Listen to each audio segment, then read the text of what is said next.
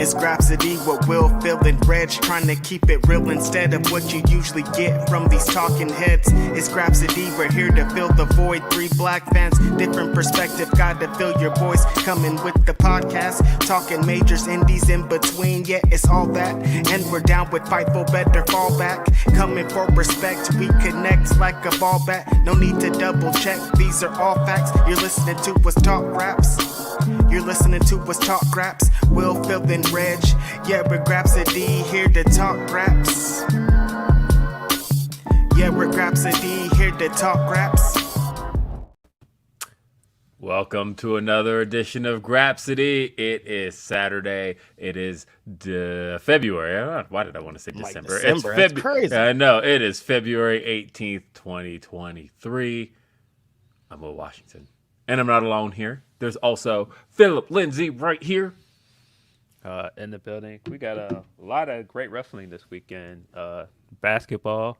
Not as excited about All-Star Weekend, but we got a lot going on. What are you not excited about All-Star Weekend? Why not? I mean, because the dunk contest is whack now. Like, the dunk contest is not what it It's used to not be. like when we were young, it was lit. Yeah, it's whack. And I'm not really excited about anything around All-Star Saturday. Sunday looks like it's going to be the LeBron parade. Yeah, I'm not that excited about this. Yeah, well, Righteous Reg is also here.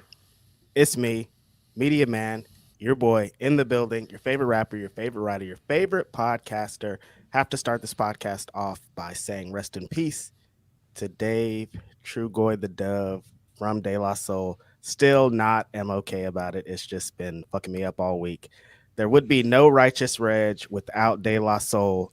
The people that inspired me were inspired by De La Soul, and I was also inspired by De La Soul.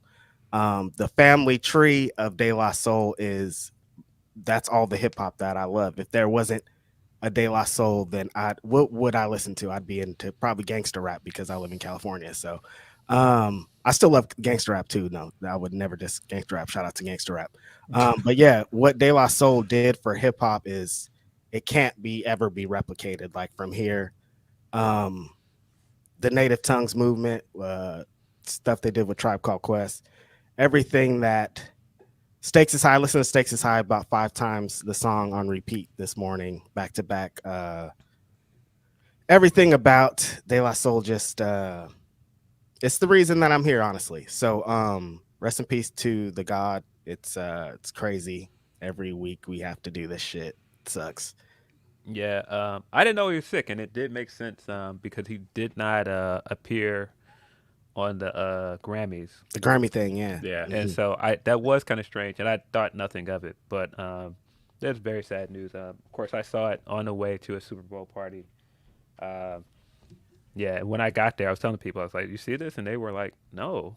And so I got to be walking in with very bad news. And I was just like, yeah, this is really sad. Rest in peace to Trugoy. Mm-hmm. Yeah. All right, by the way, now that I mentioned Super Bowl, congratulations to Patrick Mahomes, 2-time Super Bowl winner, 2-time MVP. Young Brody was going crazy, though, honestly. You don't get to see a lot of black quarterbacks come in and have that kind of success right away. So I think that's to be celebrated in a month where we're talking about, achievements of black people. I liked it until I saw his clip on Jimmy Kimmel or whatever, where he was like, the Chainsmokers and DJ Khaled was there, and that's he said the only genres of music you need or something, and I was like, get this guy out of here. Yeah, I mean, only thing I'll say about the Super Bowl, because it was a great game with a highly disappointing ending. I don't give a fuck what anybody says. I know that. I mean, you're not one of those that's complaining about that holding call, are you? I am. It was holding. It was not interference in the route. I think that was one it was holding, bro. It was holding. No, okay. First off, I have seen. Yeah, he grabbed the jersey. Absolutely, exactly. So it's holding. But we have seen way worse jersey grabs not get called. And with the Super Bowl on the line, I would have rather the game be decided by football and not by a penalty. And that was what got me. That with a game that was played so highly competitively up until that point. For it to be decided by a penalty, that sucks. That's a shitty ending. It's the guy that the call was on even said it was I know holding. he said it was holding, bro. but I know. Well, of course, because he doesn't want to eat the loss. it. But like at the end of the day, like again, it still wasn't decided by football, and that sucks. Like They were gonna lose that game anyway. I hate to break it to you, but they were gonna lose anyway. sure, and I would have loved for that to have been how it went down. Them but script writers, they have a difficult job because it's hard to do finishes. As pro wrestling knows, like you can do a whole, like the whole match could be lit, but then you get to the finish, you're like, how should we finish this? Like, I don't know. Well, let's do a holding call. Boom, there you go. I mean, and I mean, even if you want to go with that, I'm not a big football guy anymore, but the call that got called back that used to be fumbling, but they changed the rule. That's not a fumble anymore. But that I don't know. Whatever. Like I said, just congratulations to Patrick Mahomes. Again, in the last two, like that was just a crummy 2 minutes. Like basically, it's like, all right, now we're just gonna run the clock down. Like it was just a shitty 2 minutes. Like at the end of the day, that's not how you want to see the Super Bowl decided when it's that close and it's tied. You want to see football decided. You want to see the game decided, necessarily the referees. That's it. That's how I feel about it. Because it's not even like a thing with the call itself. Because at the end of the day, like it was holding. But again, we've seen holding calls not get called that are far worse than that one. These referees are just trying to get themselves over. Is what it feels like. In all the sports. Why is everything just about referee calls these days? It feels like. I don't know. I feel like if it's holding, call it holding. If he would have gotten away with that, then the other side would have complained that they didn't call it. Right. It was always going to be you're not going to win with those situations. Truth is, you can't win. I don't know. It didn't bother me as much as it seemed to bother other people, and it could be that I had no dog in this race. I am not a fan of either team. I don't know. Like I said, if it's holding, it's holding. Man, shout out to the Philly homies because they didn't take a number of L's very recently. So anybody in Philadelphia, keep your head up. Yeah, hey, they shout out to Rihanna. We're not paying any attention to Bill Goldberg. What does Bill Goldberg know about music? Why are we asking Goldberg about this? Yeah, I know, right? Like, I mean, I'll say this: that I don't want to hear Goldberg's opinion on any of this. But I will say, in the room I was sitting in, everybody was kind of remarking on the performance. Like, this is only like okay. And like, granted, the big reveal, of course, that Rihanna's pregnant again, and it was cool her being up on that platform, all of that. It was like this was one of the lesser exciting performances of the last few years. Watch those words, brother. I don't know. I love Rihanna. Are you kidding me? Like I was looking forward to this all day. Like Veda came in the room. Veda was like, "Hey, I don't care about nothing else as far as the Super Bowl is concerned. I don't care about this game. Don't care about the commercials, but I care about seeing Rihanna's performance." And by the end of it, it was like that was fine. Like it didn't like set the room on or set the world on fire. It's like when Beyonce was done, you walked away from that like, damn, that was a performance. That was a Super Bowl. Like that was a killer show, right? Like even when Coldplay brought up Beyonce and Bruno Mars and they had that little square off and there's like a moment, right? And like last year with Dr. Dre and bringing up everybody and like it was cool shit, right? And like I don't know, I wasn't expecting Rihanna to have any guests or anything. This is like it wasn't like a Royal Rumble thing where I walk away from it going, "Dang, where were the surprise cameos?" Right? Even though everybody was thinking it, you kept seeing the speculation on Twitter, like, "Oh, as soon as all the lights hit, they're like, she's gonna bring out Kanye." No, that's wild. Nah. No, she is absolutely not happening. That was not happening. I thought we might Hove at least. I thought we might see Hove or Drake, but I did not think we're getting Kanye. I didn't think so either. That would have been a headline maker, but not the one that anybody wants. Not in a good way. I don't think she wanted to come out in this good moment of letting everybody know, hey, I'm expecting another kid, and going, hey, by the way, I'm still fucking with Kanye. Nah. But apparently she did because she paid tribute to him or something. I saw online, like some part of that was Kanye inspired or some shit. So I mean, she did all of the lights, and like that is a Kanye song at the end of the day. And I mean, look, I get that part of it. History.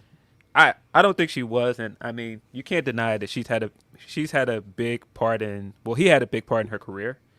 So I get that. I get wanting Yeah, to so- celebrate that on a big stage, but also not wanting him on stage with you. Yes. Yes. I'm good. Like Him I'm gonna showing do up on this. the Super Bowl is not a good look. I'm gonna do this hook, and then we are moving on to the next song.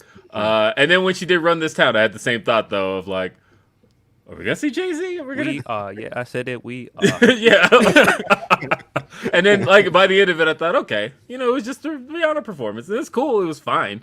But like again, we've had bigger Super Bowl It comes performances. down to a pregnant billionaire who Yes. doesn't need this and was forced into this. People have been telling. She said for 10 years they asked her to do this. Finally, she was like all things, like, all right, you guys, I'll do this. Damn, leave me alone.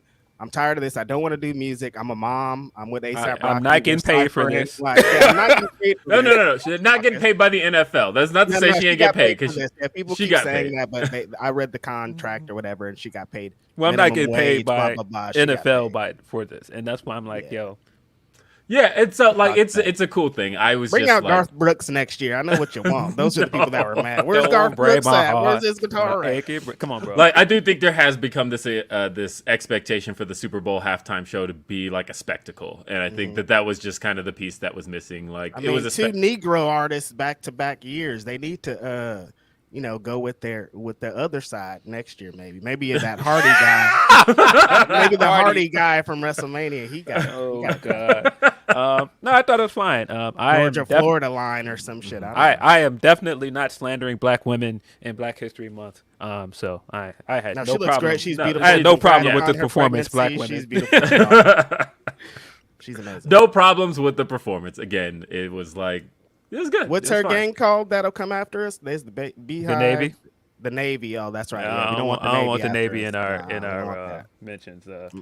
No, but shout out to Rihanna. I thought she looked great. I thought the presentation of the performance looked really good. The platforms and everything. Like I thought it looked cool, but Oh, I would have been scared out of my damn mind on that platform. Are No, you for kidding me? reals.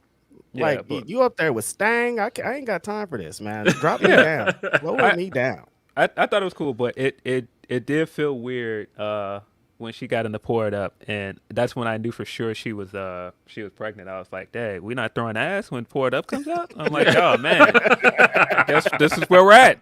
And There's so I really was a like, baby inside there. but yeah, like I said, shout out to Rihanna. Yeah. No, it was good. Hey, though, I want to remind everybody that with this being Grapsody, you can send us a message any number of ways. Let me pull up Humper Chats at humperchats.com. That is the way to send us a Humper Chat. That's the wrong website. I don't know what I just pulled up, but that is not Humper Chats. Well, you type in hump and it autofills for you. Yeah. You don't know what you're going to get. But let's see. We've got plenty of Humper Chats. Holy moly. I hadn't pulled these up yet. So let's start with. Okay. I'm currently laughing and that somebody doesn't understand the vernacular throwing ass. Oh, kids, yeah. Throwing Look ass. I it love up. it. Somebody somewhere will explain what throwing ass means. Just think Yeah. for like 5 seconds. You'll figure it out, I think. I feel like it's fairly self-explanatory, isn't Right. it? It's there. It's all there. Like context clues. I don't know. Throwing Anyway, ass. yeah. Uncle Rucky sends that is a wild name to name yourself after, but let's see. Uncle Rucky says for Graps, my fantasy booking to get AEW hot.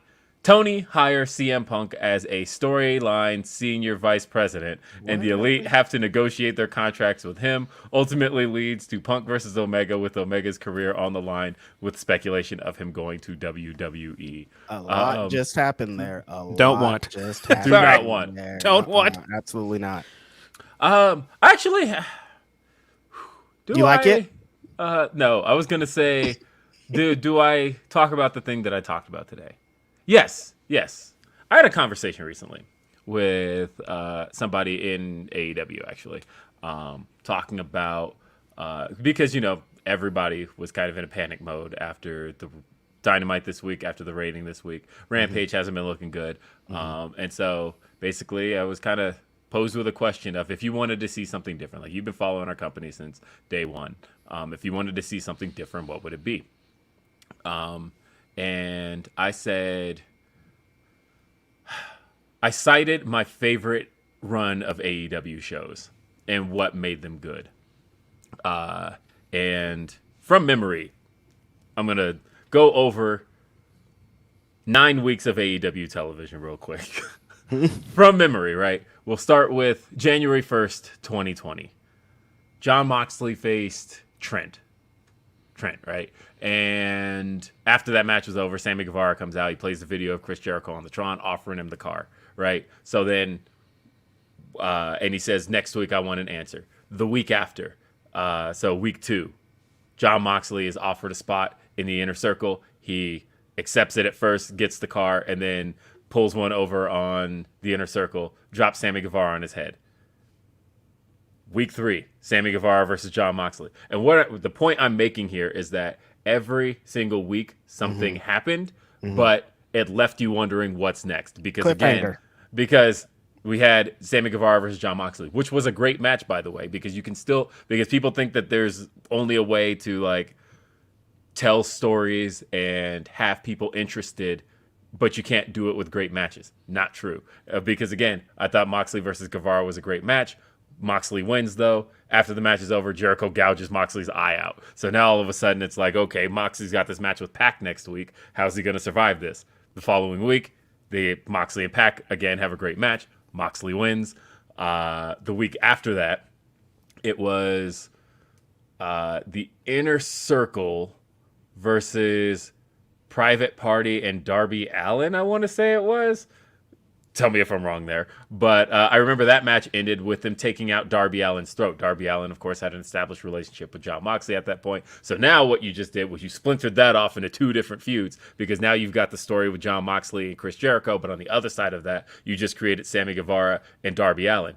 Again, storytelling through great matches. And now Jon Moxley has a bit of revenge. Following week, I believe he faced Ortiz, right? Jon Moxley versus Ortiz. After that match is over, Moxley is jumped by Santana, but he gets his hands on Santana, gouges Santana's eye out. So now, again, a week later, the following week, it was Jon Moxley versus Santana. He beats Santana eye for an eye, but Chris Jericho reveals he's got a hired gun, and he brings in Jeff Cobb. Next week, we have Jeff Cobb versus Jon Moxley. Great match again. Jon Moxley barely survives Jeff Cobb. After the match is over, the Inner Circle jumps in. Darby returns from the thing 2 weeks prior. And suddenly now, and this was a great run of TV. And I just described 8 weeks of TV. And then after that, the following week was just the Jericho-Moxley weigh-in. But every single week had something. And my point here is that I think all the Dynamites this year, other than really this past week, were great shows. But I think the thing that I feel has been missing from AEW television of late is that I feel like no segment, period, not a single one, should end without me feeling like I want to see what's happening next week. Right. And I think that a good example of that was the Elite versus AR Fox Top Flight the first time. I gave that my moment of the week last week on After the Week because it was my favorite thing I saw. But the thing I was slightly annoyed by was that by the end of it, we had zero clue what was next for the Elite. Like, we kind of knew because of rumors and stuff and like speculation, but the show had not guided us in any direction as far as what's next for the Elite. The match happened and then we moved on. And this week, on Rampage, they did it. We got exactly what I was looking for out of that, which is that I don't want anything to go off without, like, I still feel like Dynamite needs to be a week to week to week to week show. And I feel like what I want out of the show is to come away from each episode feeling like, okay, I got to see the next one because not only did I like what happened this week, but I need to know what's happening next week now. And I think there's been a little too much finality in a lot of things. Because, like, one of the kind of questions we keep hearing is why does Ricky Starks want a rematch with Chris Jericho after he beat Chris Jericho clean? And there was, there was a good match. Like, it's a match I don't mind being run back. But also, we kind of forget that, like, Chris Jericho was a sore loser in the moment and put Ricky Starks to the table like immediately after. Like that's not something he's just going to let go. And I think that was an example of keeping things going. We knew we knew that feud wasn't over the moment Ricky Starks won because. Did you really want to see that keep going though? Again, I don't know what else Ricky Starks is going to do. It's the second from the top heel in AEW. Kind of. I don't think the feud has executed the way I would have wanted it, but I think I do want to see Ricky Starks working top level matches, and I think that Chris Jericho is a top level guy. I don't think there's anything wrong with finality in certain things, and I think that was one of those things where I'm not sure what has been added to the show every week by continuing to keep it going. You know what I mean? What do you feel like continuing this feud has added great developments every week on Dynamite? More so, if it had ended where it ended, I would have felt like we hadn't gotten enough. I definitely would have felt that. Yeah, but to my point though, do you feel like the developments every week? But that's what I'm saying. I don't think the execution has been great with it. That's fair. But I think that had it simply just been, because all we got out of that was not Sammy Guevara. It was Ricky Starks with one promo against Jericho in a match. I think had it just been that, I would have felt like, no, you shortchanged us on a Ricky Starks program. And I kind of feel like they're booking this program backwards, honestly. I feel like once you gave him the win, there wasn't much room to go up at that point. You gave us the gratifying moment. So do you think they gave him the win too soon then? Yes. Yeah, I feel like you gave us the gratifying moment, and after that, there really was no up from there. It's like, yeah, he's going to beat him again at the pay-per-view, but I just don't feel like anything since he's beat him has been really that interesting. And the hard part for me is that I think if you take away some of the kind of whack promos, like match-wise, I think it has been. I did like the tag match Jericho and Sammy versus Action Andretti and Ricky Starks. I like that a lot. And I even like the finish with the bat. The stuff I haven't liked have been kind of more of the story beats. Right. But match-wise, I think everything's been good. I even liked the Daniel Garcia match yesterday on Rampage. Like that's how I felt. Like I just feel like as far as the show is concerned and the booking of the show, what I want, and I think the thing that would help the show, and same with Rampage. I think that the original question that was posed to me was Rampage. And I felt like Rampage, more than anything else, Rampage doesn't have a strong enough cache for things to exist solely on Rampage. I think everything on Rampage has to be the fallout of things from Dynamite. I think Dynamite is the flagship, and I'll give two cases and points for where I think it's worked in the past and where I think it's not working now. CM Punk feuding with Team Taz. It was a brief feud, but the way all of that stuff played out on Dynamite and the call out of Team Taz happened on Dynamite, but the actual match, CM Punk versus Powerhouse Hobbs, was on Rampage. I think that's a way to siphon interest off of Dynamite onto Rampage. I think, because even like a week later, we saw there was that promo with the Elite in the ring, and Bryan Danielson interrupts them, wanting a rematch with Kenny Omega, and Kenny Omega tells him no, and he's like, well, I'll face any one of you, and then it ends up there's a big brawl, and it ends up Bryan Danielson and Nick Jackson, and then later on they're like, Tony Khan has just announced for this Friday on Rampage, Nick Jackson versus Bryan Danielson. And what did that do?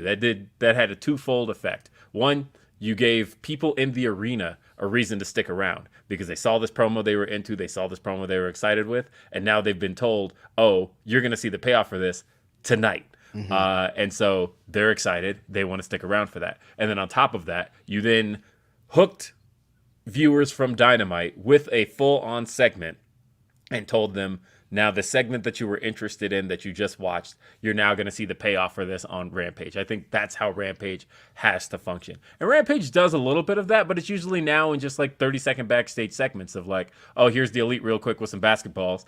Oh, they just got confronted by AR Fox and Top Flight.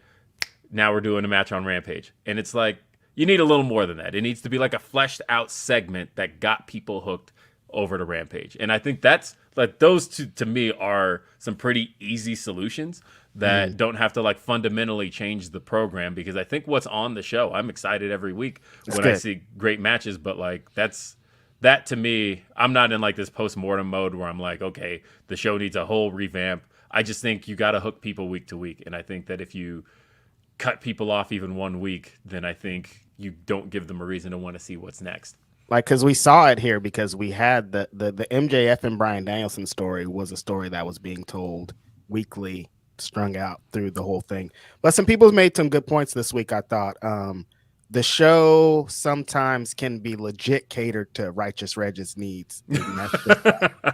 Great matches, and I'm satisfied. And I have to think that there's wrestling fans beyond me. Like, some fans don't just want, like, if you just give me 6 fire matches, I'm satisfied. I'm good. I'll see you next week. But there's people that need like more. They need stories, and that's where I do agree with Will Washington that there needs to be fucking these stories need to be told every week. There needs to be cliffhangers. That was back in the Attitude Era in 1998 when a Raw ended. You were like, oh my God, I cannot wait to see Raw next week. Like, I'm clamoring, like, what's Stone Cold gonna do? What's The Rock gonna do? Like, you couldn't wait. There's not, like, I don't think in any pro wrestling there's really that. But I think Roman has got to that a little bit, but it's really hard to get to the cliffhangers. Like, I'm coming back next week and I can't wait. Well, and to me, I think that but again, like we said, you can do that with matches. You can do that in a way, because another like week to week, and again, it's from that same set of shows that I'm talking about, but another week to week thing I was really interested in was Kenny and Hangman as tag team champions. That, I mean, on the surface, what were those two really out there doing? Just having bangers as tag team champions. They were out there with SCU. They were having matches with Private Party. They were having matches with the Lucha Bros. They were just having great tag matches. But after each one, finding out who their next contender was exciting enough. That's all I needed to see. It was just like, okay, Kenny and Hangman had a great title defense. Oh shit, the Lucha Bros are on their tail now. This is great. Oh wait, now the Young Bucks are on their tail now. This is great. That's all I needed. Like, honestly, just keep me invested in what's next. And I think that another good point I saw that kind of weaves together. Do you think that they announce too much for the shows? Because Tony Khan will be like, here's every single thing that's going to happen on this show. And I think in conjunction with that, they need to consistently have open challenges that are really open challenges, as in we don't know who the person is until they come out. I think no.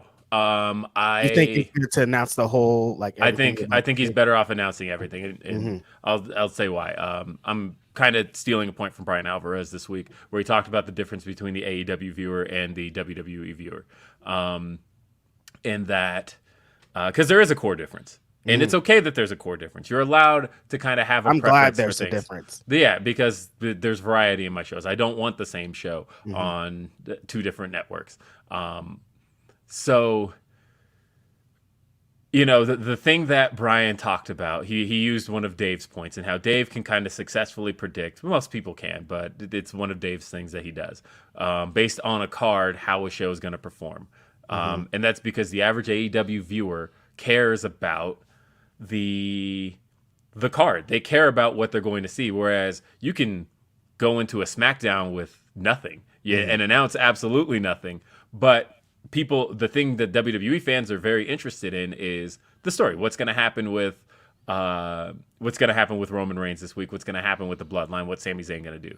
Whereas on the side of AEW, it's very much based around, is this card interesting? Are these matches I want to see? And if the matches aren't things I want to see, people they're okay not tuning in. Like, oh, this has matches I want to see, so let me watch this. So it's a different kind of fan, and I think that that's okay. But like, Tony kind of has to know that that's the fan he's catering to where this past week's Dynamite in Laredo, Texas, people were looking at that card going into it going, oh, this is gonna be whack. And that's what I'm kind of saying, because like every week you gotta come with some heat, because people were going into the show being like, it's not really gonna hit, and then when it didn't really hit, it was like, you know what I Yeah, mean? So, and I think that is the issue, right? That you kind of set up your fans for that, and it's great. I love having that it's a show great in my life. problem to have. I have, that show existing to me is like a very cool thing. Of every Wednesday, I'm like, all right, let me look at this card. Oh, damn, there's going to be some dope matches here.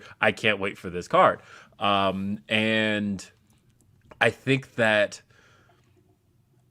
again, it's just the way that the show is set up. I think it's going to be a very hard thing to undo, but you have conditioned fans to basically look at the card. And it's like, I love coming out of, as a matter of fact, the thing I hate most is when I leave an episode of Dynamite where they're like, Tony will have some matches to announce on social media. And I'm like, come on. Like, I'd love it when a Dynamite ends and they're like, here's all 6 matches for next week. Right. And I'm like, okay, I left this show and now I'm looking forward to the next. I even asked Tony about that at the press conference. I said that, has your booking philosophy changed? Because a lot of times out of Dynamite now, you're announcing a lot of things on social media, whereas in the early days of the show would end and we'd know the entire card for the following week. And that was a great way to kind of feel about it week to week to week. So I don't know. I don't necessarily feel that idea that I need the show to be a mystery. That the only way that can work is if you have a strong storied show. And if you're not going to book it that way, and I'm not saying you have to book it that way, then no, don't Just go go into matches. don't do mystery cards because I think when people say that they don't want all the announcements, they're wanting AEW to do things in a WWE conventional way, because people are going to tune in to Raw or SmackDown whether they know the matches or not. That's just how WWE fans are conditioned to view their programming, and that's not a negative. That's just the culture around WWE programming. Right. And I feel like the culture around AEW programming is just totally different. I think that I do enjoy going into this knowing what's coming next week and knowing what to look forward to next week. And I don't really understand the gloom and doom around Dynamite, because I mean this week's episode of Dynamite was not good. No. But not at all. but It had some good stuff, but it wasn't. But it's not like I watched this episode and was like, man, this has been weeks I don't enjoy the show, because last week's episode was great. Yes. And so I feel like the things I did enjoy about this week's episode were clearly that they were trying to punt stuff ahead to the last hour of Rampage to lead into All-Star Weekend, because watching Rampage was a better show. I thought for the hour of wrestling we got, the matches were good, and the story developments that we got were better. And I felt like some of them should have been on Dynamite. Like the Keith and Swerve stuff should have been on Dynamite. I thought so too. I felt like Keith's return is something that's big, and that should have been on your main show. That should have been something. And again, I get the idea of wanting to keep that for a lead-in to something as big as All-Star Weekend, but I do feel like it shortchanged people that tuned into Dynamite. And I felt like it was the same way with the Elite match. Like the Elite match gave us a build for a pay-per-view match, and we got an hour of Dynamite. The first hour or so of Dynamite, it felt like there was no real build to the pay-per-view. But then we got 2 builds to a pay-per-view on Friday. And so I feel like it would have helped to have some of that stuff on Wednesday. Almost 3. I feel like we came out of Rampage with oh shit, there's 3 possible matches coming into Revolution in a way where we didn't necessarily. I mean, we did on Dynamite as well.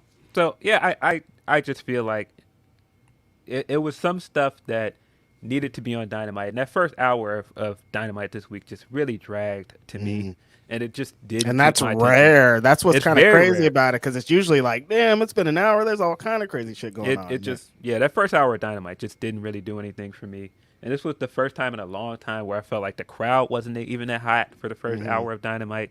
And so, like I said, this isn't like this is an all-the-time thing. This almost felt like an anomaly. I do feel like there are some things that they can correct with the show, but I don't feel like this show is indicative of everything we see every week.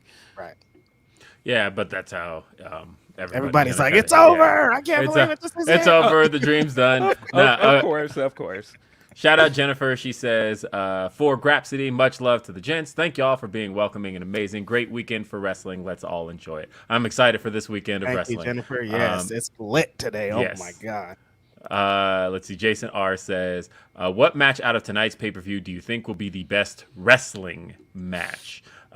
Which one are you most looking forward to? Predictions on Tony's big announcement for Wednesday." Oh yeah, I'm interested in that too. I don't like that could be a number of things, right? Will Washington. I have no idea whatsoever. No, nothing. I saw that graphic pop up on the screen and went, "Whoa, what the fuck?" Yeah, what is that? I don't know. But the other interesting thing about that was, maybe I'm wrong, but I can usually tell the difference between, because I saw people going, "Well, that sounds like it's just a Tony Khan response to the rating stuff." I don't know, because I can usually tell when Excalibur's speech has been recorded. Yeah, well, no, when it's been recorded in post, because they do a lot of that. They do a lot of post commentary, and there's like this big sound jump when Excalibur is recording something from home. It's not as bad as like SmackDown used to be in the 2000s, where all of a sudden Michael Cole sounds like he's over the phone, and then all of a sudden it like jumps to live. It's never that bad, but you can usually tell. And I felt like that statement sounded like, and maybe I have to go back and watch because I only saw it the one time, but I don't know. It didn't sound inserted. Maybe it was. And as far as what the announcement is, not a clue. I couldn't even. Is it the London show? Maybe. Possibly. The UK show. We don't know if it's in London. The UK show. Yeah, I don't know any of it. And very interesting. Yeah, that if I had to predict, I'm guessing maybe that's what it is. Other than that, I have no idea. No idea. But yes, the rest of the question is he's talking about Elimination Chamber here. Just tonight. What is going to be the best wrestling match tonight? I think it's hard because I think Mercedes is putting. She thinks it's going to be the best match of her career. Yeah. And are we only talking Elimination Chamber, or are we? No, I think we're talking about it as a whole tonight. Mm-hmm. Yeah, because it says pay-per-views with S. So. If you're including New Japan, then yeah, I think it's either going to be the Mercedes match or Tanahashi versus Okada. Mm-hmm. As far as best wrestling match is concerned, which match are we most looking forward to? Mercedes debut. Mercedes debut. Mm-hmm. But I'm super excited about. It's gonna sound crazy. The WWE show. No, I'm super excited about what happened with Roman and Sami. I think the story has been greatly executed. That promo last night with Sami was fucking insane. Worlds apart back, man. The vibe is back officially. Sky music is back in the arena in Montreal, baby. We're ready, man. It's going crazy. Let's see. We got is that Chris Weston? Maybe, I don't know. I want you guys' opinion on the state of the dunk contest. We kind of talked about this a little bit. I remember when we had actual names in it, and LeBron was talking about jumping in. Now we got you guys. Now we're getting dudes from the G League. Keep doing what you're doing. I think what happened here. I don't even know if the issue is star power, because one of my favorite dunk contests in the last few years, there weren't big names in it. It was Zach LaVine and Aaron Gordon. I just think that the dunk contest has been around so long, and we've kind of seen everything. It's kind of hard to top some of the greatest dunk contests we've ever seen. But it is hard to ignore that a lot of the guys that come in the league that are up and coming stars don't want to do the dunk contest as well. It's an odd problem to have. I feel like it's hard to think of a dunk, man. You know what I mean? Yeah. I almost feel like for the last few years, the three-point contest has become more exciting than the dunk contest. And that could be just the state of the league as well, that the three-pointer in a lot of ways has become the dunk because everybody wants to shoot threes now. I don't know. I don't know how you fix it, man. I think the culture has just shifted because, like, Ja Morant's best dunks are just, like, one-handed jams. Like, they're not, like, these crazy Vince Carter under the legs. Yeah, and jams, I mean, you know, Ja is a great in-game dunker. But I don't think I want to see Ja in a dunk contest. That's what I'm saying. Like, it's different. Speaking of in-ring versus on-court, what the hell is The Miz hitting the half-court shot for? What was that? Was that the Miz? I was watching that with didn't one eye open the time earlier run this out morning. after Yeah, time ran out, so it didn't matter. Yeah. He got it off after the buzzer. I didn't know But that video that I was watching was of the Miz. that's the hilarious. Miz. I came to play. Shout out to the Miz. Yeah, apparently so. He did. Miz hitting half-court shots. Yeah, the funny thing was they were down by 3. That actually would have tied the game. I saw somebody else say he traveled clearly before the shot. And I was like, come on, man. He did. I saw that. It was a very clear travel, and then he hits the shot after the buzzer. So none of that matters. It's just a cool social media moment. But after they started jumping over cars and shit, it was like, all right, we gotta Blake has some Blake Griffin, yeah, we got to home this in, you guys. So we got a super chat here from D-Lo Diggs. Says, happy Saturday, everyone. Today will be one of the biggest emotional roller coasters in a long time, and I am not ready for it. Yeah, I agree. I definitely did. You guys watch Mercedes' short documentary from the day of Wrestle Kingdom? Very emotional, man. I was like, man, I'm very happy for it. She seems very excited.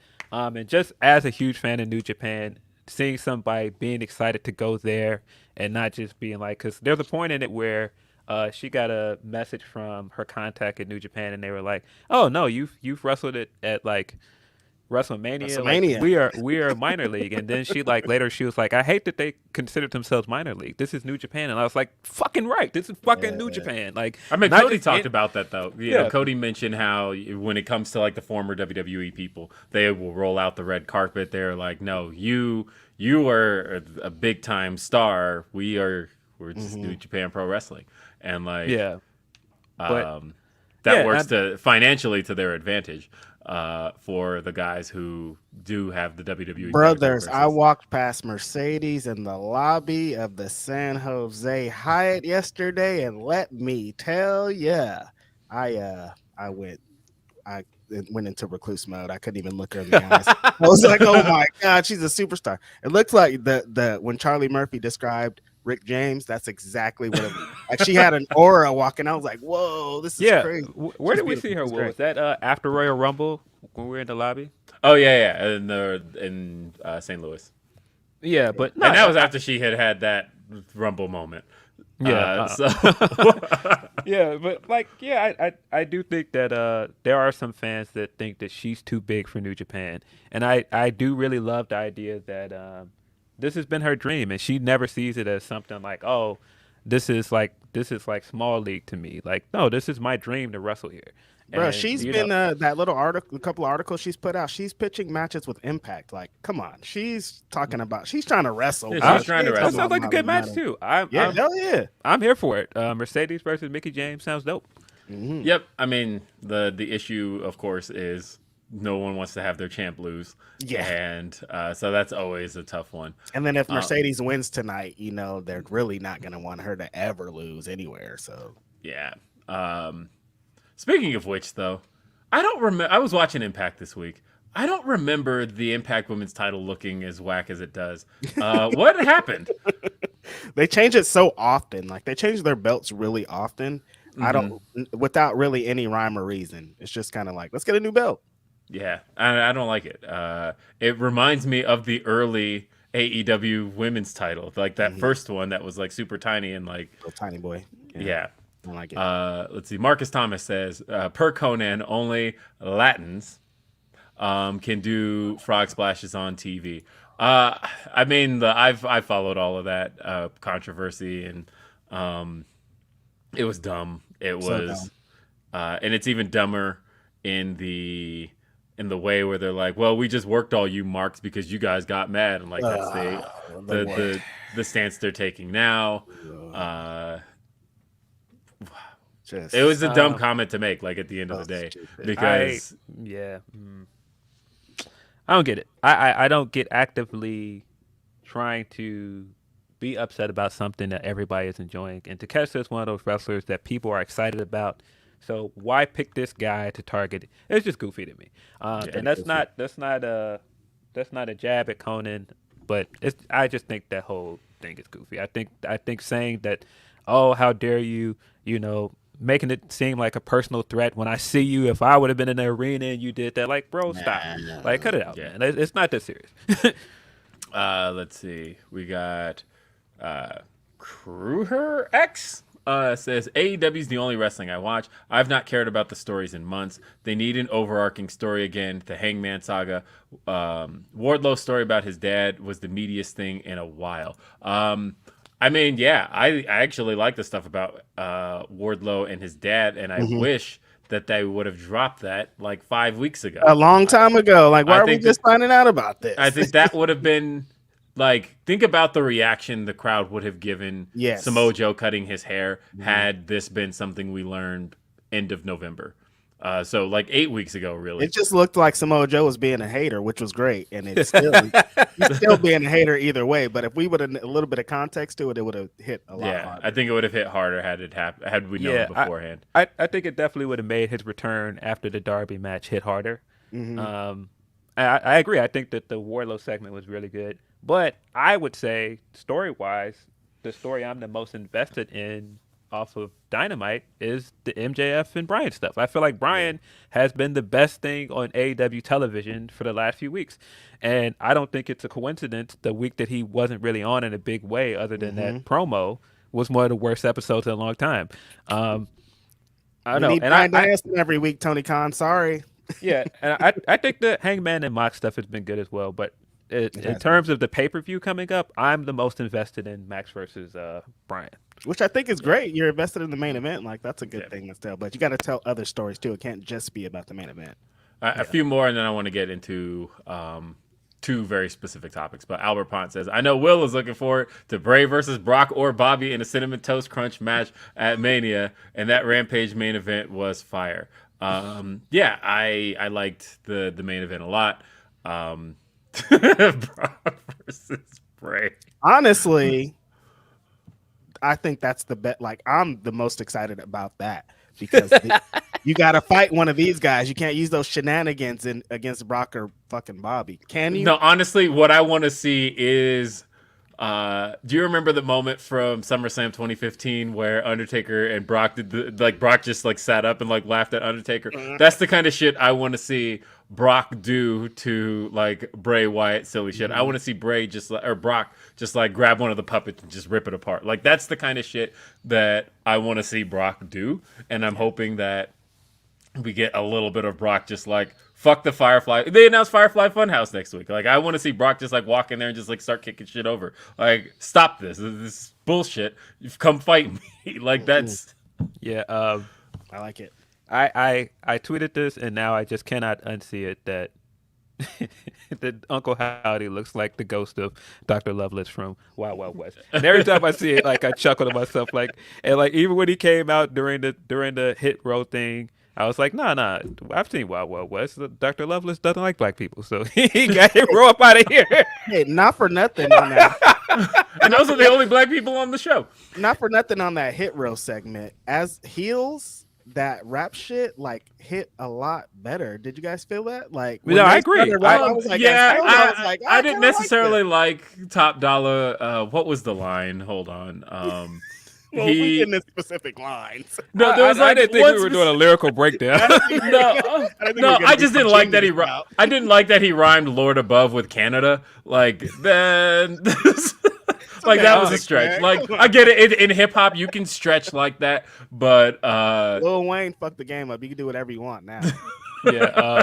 I did like the continuity of that. The first time they did a rap performance in Montreal, they got booed, and then they came back and they like had all the disrespect from Montreal. I thought that was good. I thought kind of giving them the happy ending of Bray coming out and beating them down was good.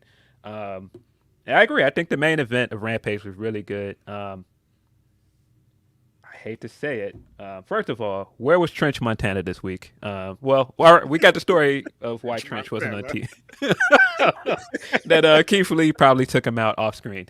But man, there was blood. Ooh, Parker Boudreaux coming out and not doing the taunts. The presentation is so much better. Oh my god, 100%. He looks icy. He had the Jordan 13s on, man. knocking dudes down. I'm into it. I like it. Yes. That Brock Lesnar shit. Leave that to the video games, my bro. Yeah, no, it's much better.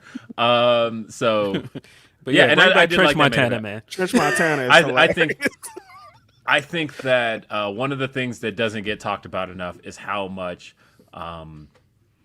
because we always hear from people like, oh, such and such is better in WWE, oh, such and such is better in AEW, all of that. I think that there's been rumors for a minute that Dustin himself has said his contract is up this year. One of the things that I would be just halfway disappointed in him possibly returning to WWE for is that I love how legitimized he's been in the last 4 years of AEW. I feel like the way Dustin, because Dustin is 6'6", right? Like, this isn't a dude that is so easy to just kind of pass off as like, oh, he's just another guy on the roster. Like, I actually like that he's been legitimized these last few years. Mm-hmm. Whereas, like, we know that the last, he's holds the record, I believe, for the most releases from WWE. So it's not to say that Bro be working like 1992 Dustin in some of these AEW matches, man. Like, he really be out there with his working boots on. Like, last night, it was like, no, I'm not whatever you guys think I am. I'm not an old man. I'm like here to fucking wrestle. And it's funny that people are probably upset about the blood, and like just watch a WCW 1992 Dustin match and you will see him bleed. Like, he's Dusty's son. Mm-hmm. Yeah, of course. Do you remember what Dusty's forehead looked like? Yes, he is. Yeah, of course. I definitely do think like he was talking to Cody like, man, I think you're doing great over there. Royal Rumble win looks great. Man, I got a main event match, man. He's like, man, you know what you got to do, man. You know what you got to do. You know what you got to do, man. Yeah. No, I thought Dustin looked great. I thought Swerve selling the Crossroads. Yeah, I mean, he sold that shit like a cartwheel. It looked great. That was like a no-handed cartwheel. It did make me want to see Swerve versus Cody, man. It did. Yeah, that was the thought I had. The immediate thought I had when he took that Crossroads, I was like, damn, we missed Swerve versus Cody. Swerve acting like Seth Rollins building to a match with somebody in a different company. It's like, no, I don't think you can. I think one of the funniest reactions I've seen to the Swerve stuff last week and this week. Shout out to Coataholic guys, and watching them being confused that Swerve beat down Dustin last week and then was like, yeah, happy Black History Month. I was like, wait, he didn't do that. And so they were like, wait, is Dustin racist or something? Why did he do that? Don't put that on Gold Dust. No, don't put that on my man, just because he's from Texas. But that was funny. Yeah. Jake Salazar says, so Bray versus Brock or Bobby? LMAO, what the F do we do in life to deserve this? Marcus Thomas says, who are you guys' favorite black superheroes? Mine is Jon Stewart, Green Lantern, and Static Shock. Green Lantern. I am very much an Al Simmons guy. I love me some Spawn. That's my answer. Static is a good answer. Yeah, of course, got to throw Miles Morales as a Spider-Man fan. Mm-hmm. Just how big Miles Morales was when he debuted. Mine's is Hove. Black superhero music. Mm-hmm. But yeah, I was a big Spawn guy. I even liked the movie, even though I know it's got some of the worst CG of all time. They're dropping a new Spawn, right? A new one? I mean, it's been like paused for a minute because Jamie Foxx has been attached to the role of Al for a long time. Mm-hmm. But he's like the same age as Michael Jai White, so I think that's weird. That like, might as well get Mike if we're doing this. Look, just get Michael Jai White back, man. He looks great. Yeah, he's always I'm like, look, if I'm gonna have one of the two, I'd rather just bring Michael Jai White back. Like, I love watching Michael Jai White in. Did you see the post he posted the other day, or that he shared with the baby that kind of looked like Michael Jai White? And everybody was sharing the Black Dynamite clip. My mama said my daddy's name is Black Dynamite.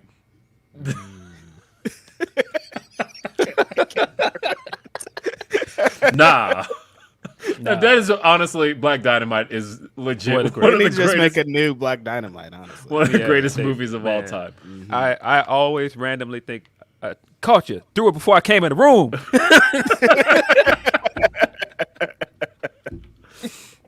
There are a few movies I love more than Black Dynamite. I think I'm gonna watch it as soon. I think that's on Tubi if you need to. Tubi. I I own it, so I would. It's one of those things. I still like on occasion buy digital movies, and like my Google Play movies library / Amazon library / I use Movies Anywhere, so it all ties it together. Still, I don't know. I still feel like video games needs a Movies Anywhere type service. You know what I mean? Like where there's multiple places to buy movies. You've got your but Apple. Well, what the fuck is it there? Because it's not iTunes anymore. But you know what I mean? You could buy movies on Apple. You could buy movies on Amazon. You could buy movies on Google Play Movies, Vudu, wherever. But like, if you just link all those accounts together and do it through Movies Anywhere, it authorizes the movie on all of them. And I was like, wouldn't it be great if there was a service where like, yeah, you can buy Call of Duty on an Xbox, or you could buy Call of Duty on a PlayStation, or buy it through this service and you get it on both, and PC, like wherever it exists, you can just buy it. Like I feel like, God, that would be the ultimate way for multi-platform games to do. I hate having to buy games on multiple consoles if I want to play it with other players, or I just want to play it like if I'm sitting at my PC. I mean, it works for Xbox because most things on Xbox are also on PC, and if you have it through Xbox, it works. But I feel like everything else, it's just not the case. CBD's Nuts, by the way, says shout out Reg for jamming out to Under Oath in 2023. It'll never stop. It'll never end. My emo phase is forever. Leonard Aaron says, I know this probably won't happen, but Sami winning tonight would put a fitting cap to easily the best story WWE has spun in forever. That reaction last night was generationally goosebump inducing. Ooh, y'all about to be sad. Sammy is definitely losing, buddy. Look, he's losing. I'm telling you this. Montreal. Last night was your celebration. That's it. why You you guys got did it. That's why you got it a night early. Because did it. they gave you guys your moment last night. Because they're gonna shit all over you But guys. your reaction tonight. is gonna be great too. We can't wait. Look. That's the thing is, I think people. I hate that people are looking at this as it's only going to be a good ending if Sami wins. And I think, no, it could still be a satisfying conclusion to the story if Roman beats this man's ass. And I think Roman's going to beat this man's ass. Like, that's okay. I think Sami will have some hope spots. I think, look, when he hits that haluva kick and we get 1, 2, oh, and like everybody's face, like that 2.9999997 kick out is going to be amazing. I'm kind of on both sides of the fence though, because I kind of want Roman to just squash his ass. Please don't do that would be bad. That would be bad in Montreal. That just starts out with a spear. But, It's just over. Yeah, no, you need to go have a conversation with Vince McMahon. Like that is. Oh man! Speaking of which, have you guys seen the report of who had input on the finish for this match? Yes. I thought the homeboy had no creative input around these parts. If you guys have not seen, the report is that the match and finish has been booked by one Paulie Dangerously and Vincent Kennedy McMahon. So, does that worry you guys about the ending of this match? Damn, my ending's gonna actually happen. Huh? I was just joking. Chi-Town Spurs. Hey, shout out Chi-Town Spurs with a big super chat. Thank you so much. Oh, damn. Says, sup guys, got an unexpected raise last night, so I'm spreading the love. I appreciate that. Thank you so much for sharing that. Hey man, congratulations on that raise, bro. Yeah, congratulations on the raise. I definitely make sure you give your savings a raise as well. That was one of my biggest life lessons. Savings a raise. No, I'm dead serious. Like if you put away, if you have a savings, if you put away a certain percentage of your check toward your savings, whatever you're doing, I've always felt like every time I got a raise, I did the same thing. It's like, okay, increase what I'm giving to my savings, and that way that they all have to increase together. So when a rainy day hits, you're good. And you're better than you would have been pre-race. That's all I'm saying. But thank you. Thank you so much. And he says, thank you for being a staple of my Saturday afternoons. Last night made me believe two things. It is, in fact, Sami's time, and Helwani is a fraud. That softball Triple H interview looks sus as hell. All right. Let's talk about that.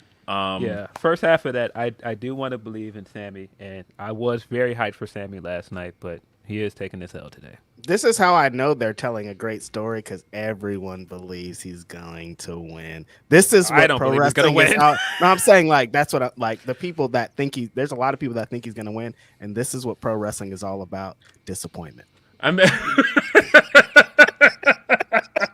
It definitely is. It definitely is. So like I have been. Because I see a lot of comparisons to like, well, we've seen changes before WrestleMania. We saw Eddie Guerrero versus Brock Lesnar right before WrestleMania.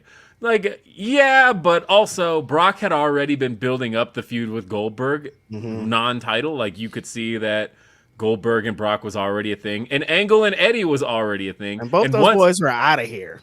And once Angle won the number one contendership, that kind of telegraphed the main event. Like, okay, Angle's number one contender, so that means that this feud he already has going with Eddie Guerrero is gonna cap off, and the only way that happens is if Eddie wins the title as the main event of No Way Out. No, Goldberg versus Brock was not going to be for the title. Nobody thought that was going to be for the title.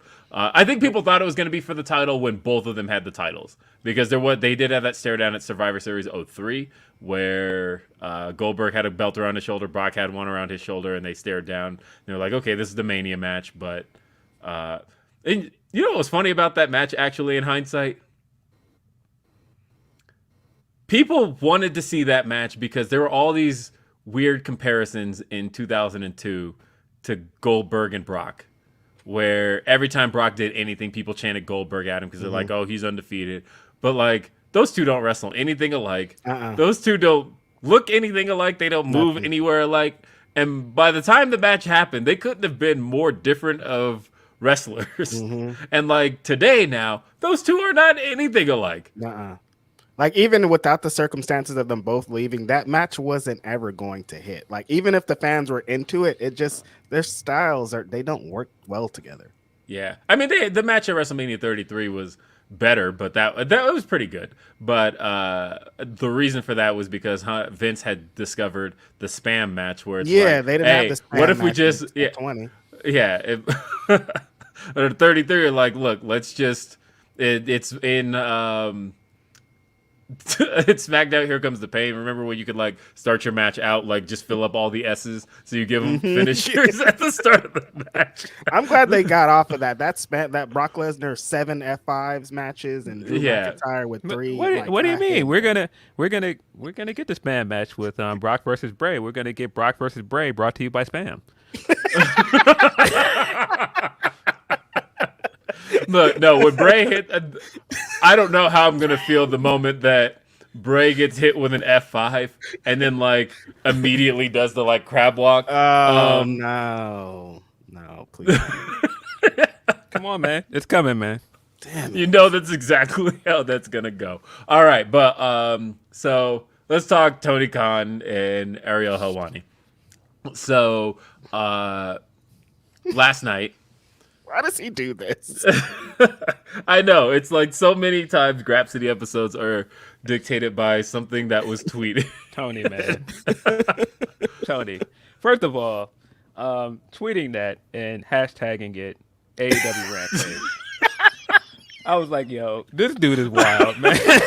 Wow. He hashtagged the AEW Rampage. That got me, right? That's funny. Yeah.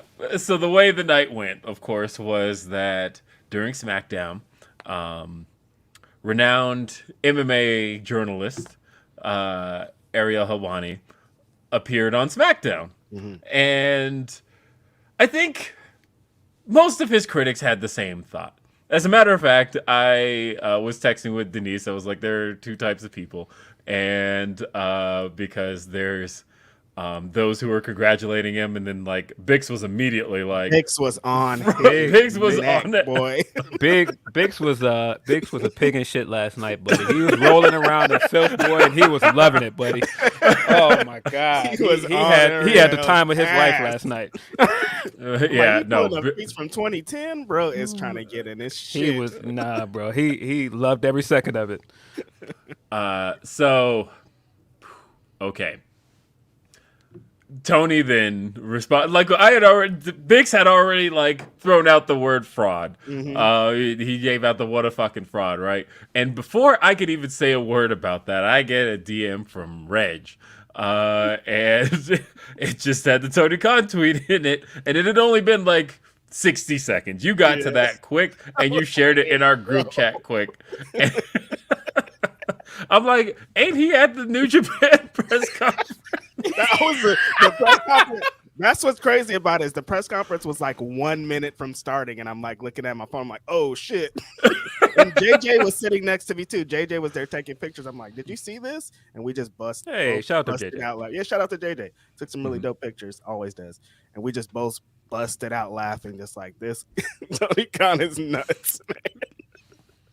I need to pull up the exact tweet because it's not done justice without exact wording. So, are you ready, kids? It says, "You're a fraud, Ariel Helwani."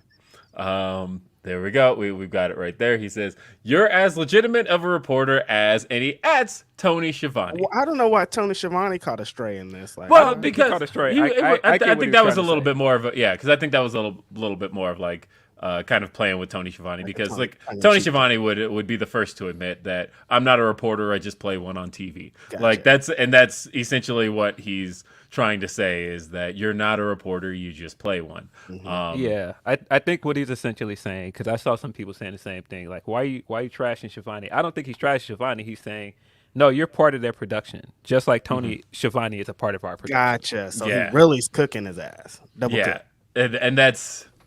And again, that was what he was trying to say there.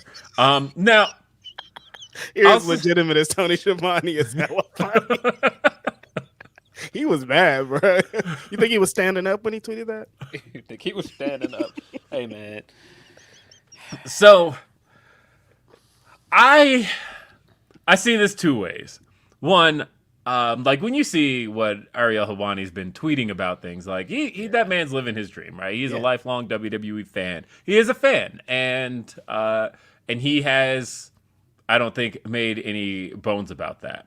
But I will say this: if you're gonna go Ryan Satin, go full Ryan Satin. And what I mean by that is, like, because I think a lot of people think I don't like Ryan Satin. That couldn't be further from the truth. Why would you not like Ryan? So my thing with Ryan Satin, I may have some Louis Dangor. I talk to Louis all the time. And Louis. Louis be getting too many shout outs on this podcast, man. No, he did. Yeah, I know, right? He does. I mean, but like, that's the thing, is that he is a young ass dude who's just doing his thing. That's how serious it is to us, though. Like this, like these guys don't get us out of pocket, man. It's fun. It's all fun. You guys love WWE. That's great. But like the thing about Ryan Satin is that Ryan Satin had very much, like, that man is at his core a super fan. And you know, or when mark he was, is what they call it. Yes. But the thing is, again, I don't have any beef with professional Ryan Satin. Now, he has said some out of pocket stuff to friends of mine, and I'm not okay with that. But as far as the at a professional standpoint, I recognize why he does what he does and why he did what he did. And like at the end of the day, I think the smartest thing he did was, because people were already accusing him of, look, you're in WWE's pocket, and he's like, and so he decided, look, I'm not only taking this job with Fox Sports, who of course is a TV partner of WWE, but I am now just taking my hands off. I ain't talking about nothing but WWE going forward, because I know that there's nothing I can say, even if it is my true feelings and opinions. There is nothing I can say at this stage where you guys would accept it because you know that I have a working relationship with WWE. I think that was the smartest thing he did. And even still, to this day, anything he says, reports, anything along those lines, everybody's like, well, you were fed that by WWE. Obviously, that's how that business relationship works. But at the end of the day, he's not reporting on nothing else, so it's not as big of a deal. I think that with Helwani, it's a very similar thing, except he is still actively reporting and talking about other things. And so that's where I can see where Tony Khan's beef comes from, right? Where Tony is looking at it from the perspective of, well, we did this interview together. You hit it from a very, I guess, hard-hitting perspective, right? Like he did the CM Punk thing. He asked about CM Punk, which we asked about CM Punk when we had Tony Khan on this show. I think Tony Khan, I think as far as CM Punk is concerned, that's a topic that's unavoidable. I think it's, at the time especially, and it still is, one of the most important things in pro wrestling, one of the most important things to AEW. And so that is a thing that we have to discuss. That's a thing we have to ask about. I'm not stupid. I knew what answer we were going to get when we asked about it. And I knew that, like, it was worth a try. It's always worth a shot. I even knew when angling it the way I angled it, talking about it from the perspective of having an injured wrestler. I knew we were probably going to get a non-answer. But I didn't want to not ask because I knew that it's important to get that out there, and because it's a thing people want to know about, because sometimes even a non-answer is an answer. But once we got a non-answer, I think continuing to dwell on it would have been a mistake. I think that that would have been us attempting to characterize the interview, and that wasn't something I was interested in doing. And I think Ariel Helwani hitting Tony from that angle multiple times, it framed the interview in a certain way. And then he turned around and called the interview the worst interview he's ever done. And the hard thing about that was that, like, that was the interview he conducted. I don't think, I don't think Tony's answers were any good on that because there was nothing he could answer, but also move on and ask about something he can answer, get some information out of this interview, make it an interview worth talking about. Because the thing is, he did have what some would call a very good interview with Hunter Hearst Helmsley. And of course, the big thing that people felt about that interview was that he didn't ask about the biggest story possibly in the history of professional wrestling, which is Vince McMahon's scandal, Vince McMahon's resignation. He didn't ask about any of that. And that's the thing people hit him up over, that in the same vein that the CM Punk thing is the biggest thing with Tony Khan and unavoidable, with Vince McMahon, with Hunter, that is the biggest story. It is Vince McMahon. Why are you here? Let's ask about that. Let's talk about that. And he didn't ask about it. But he did get some good information. It was a good interview. And by the end of it, he was at least smart enough with that interview to know this is... sorry, we lost Phil. And now the shot doesn't make any sense. So, and shout out now. You can see my wrestling club shirt in full. And... so anyway, what I was saying here was he was smart enough to know at that point. There we go. Let's bring our overlay back. Welcome back, Philip Lindsay. Yeah. That internet's got really weird for a second. That he knew what answers he wasn't going to get out of Hunter. And so it's like, at least frame this interview in a way where we can make it the most interesting thing possible about Hunter's transition into becoming head of creative. And I think he made a very interesting interview, and it made for a lot of interesting topics. But of course, there was one thing that was avoided. And so it was very clear in those two interviews with the two heads of creative of the two biggest wrestling companies in the world, he didn't approach them the same way. So I get why, from Tony's perspective, he already had a little bit of a raised eyebrow about that. And then all of a sudden, Ariel Helwani appears on SmackDown basically as a host. And all of a sudden now that I can see from his perspective how it looks like you are obviously trying to protect the relationship you have there. And that comes off to me as fraudulent journalism. And then Tony tweeted it. And then Ariel, of course, responded, and he had a very pointed jab back. I almost need to pull it up for exact wording because I don't want to paraphrase anything we're talking about here. What'd he say? What'd he say? What'd he say? What'd he say? What'd he say? I actually just watched Friday the other day. What'd he say? Let's see. He said, God, Ariel tweets a lot, so it's oh yeah, he said, "Thanks for watching, old friend. Can't wait for our next chat. Also, don't listen to the snowman, Shivani. You're a legend in my books." Wow. So here's my thing here. Can't believe he told him not to listen to Jeezy. This is crazy. Why Jeezy? Jeezy's dope. I mean, those Jeezy did not have to catch a stray in this. But so here's my thing. No, the only person who can listen to Jeezy is Hogan. We know that. Bring it back around. Come on. We got continuity through our show. So here's my thing here, man. I hate commenting on what other people do in this space, whether that be interviewers and other podcasters. I hate it because I feel like it doesn't really do anything for us.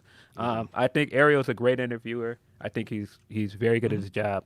I was disappointed that he made such a big to-do about the Tony interview because, like Will said, yeah, he's not gonna. Once he lets you know that he was gonna give you a no comment on that answer on that question.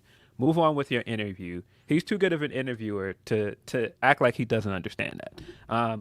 Move on with your interview and ask more questions. You let that derail the interview, and I was disappointed with that because at that point, it didn't become about trying to search for an answer. At that point, it became trying to create this perception of Tony that he didn't want to answer the question.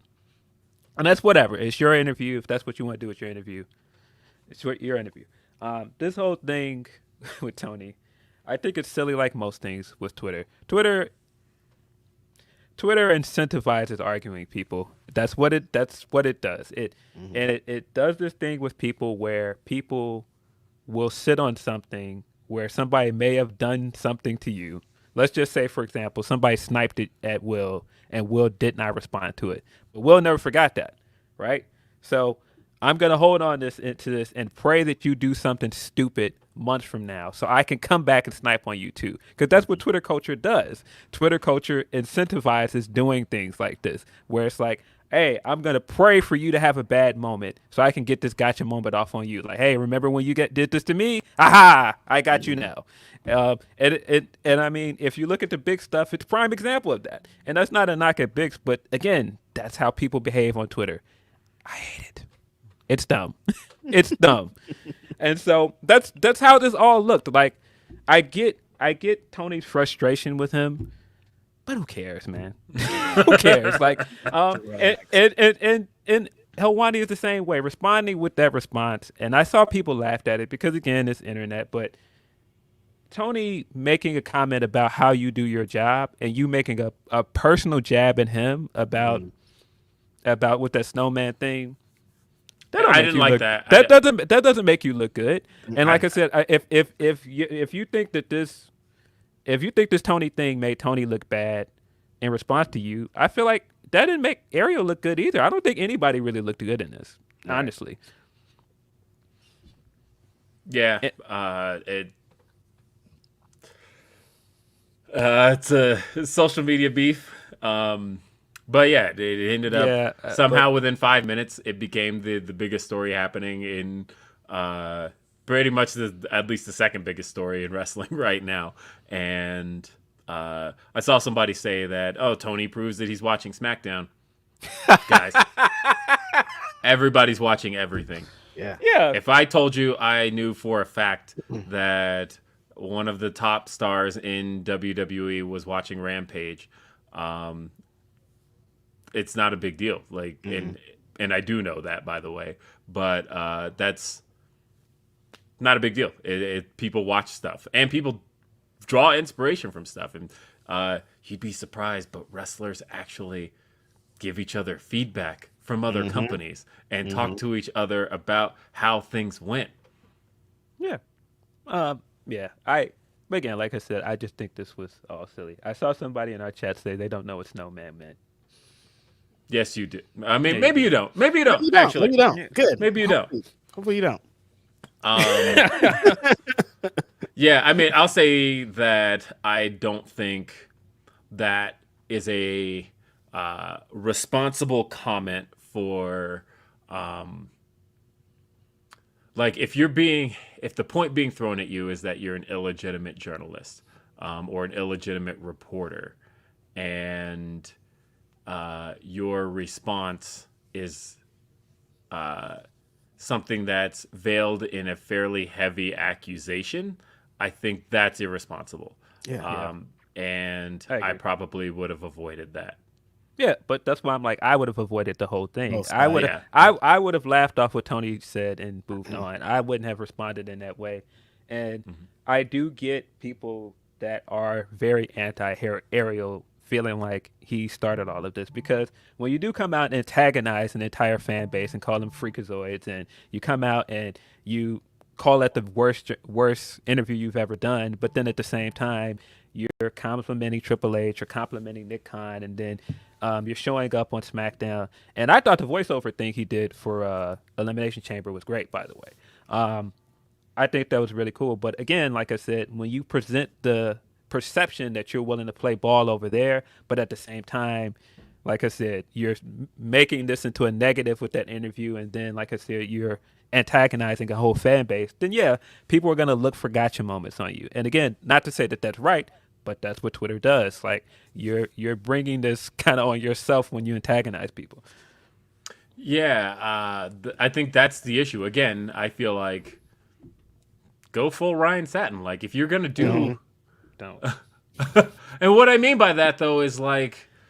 Well, I mean, I also think don't if you're think gonna that's go- really fair to Ariel as well, because Ariel's work speaks for itself. I wouldn't compare Ariel to Ryan Satin. I feel like Ariel's work is better than what I would do consider different it, things. what Ryan Yeah. does. And that's not a knock at Ryan's work, but I just think that they just do different things. Sure, but if you're doing work in conjunction with a company, it probably is in your best interest to avoid doing things to rile up the other base, because they're going to throw things at you that are going to say, well, you don't have, when he is up there saying, you can't objectively tell me that AEW programming is better than WWE. WWE is just much better, right? But then it's like, but also you get a lot of perks from WWE, so it's really hard for you to make that exact statement without.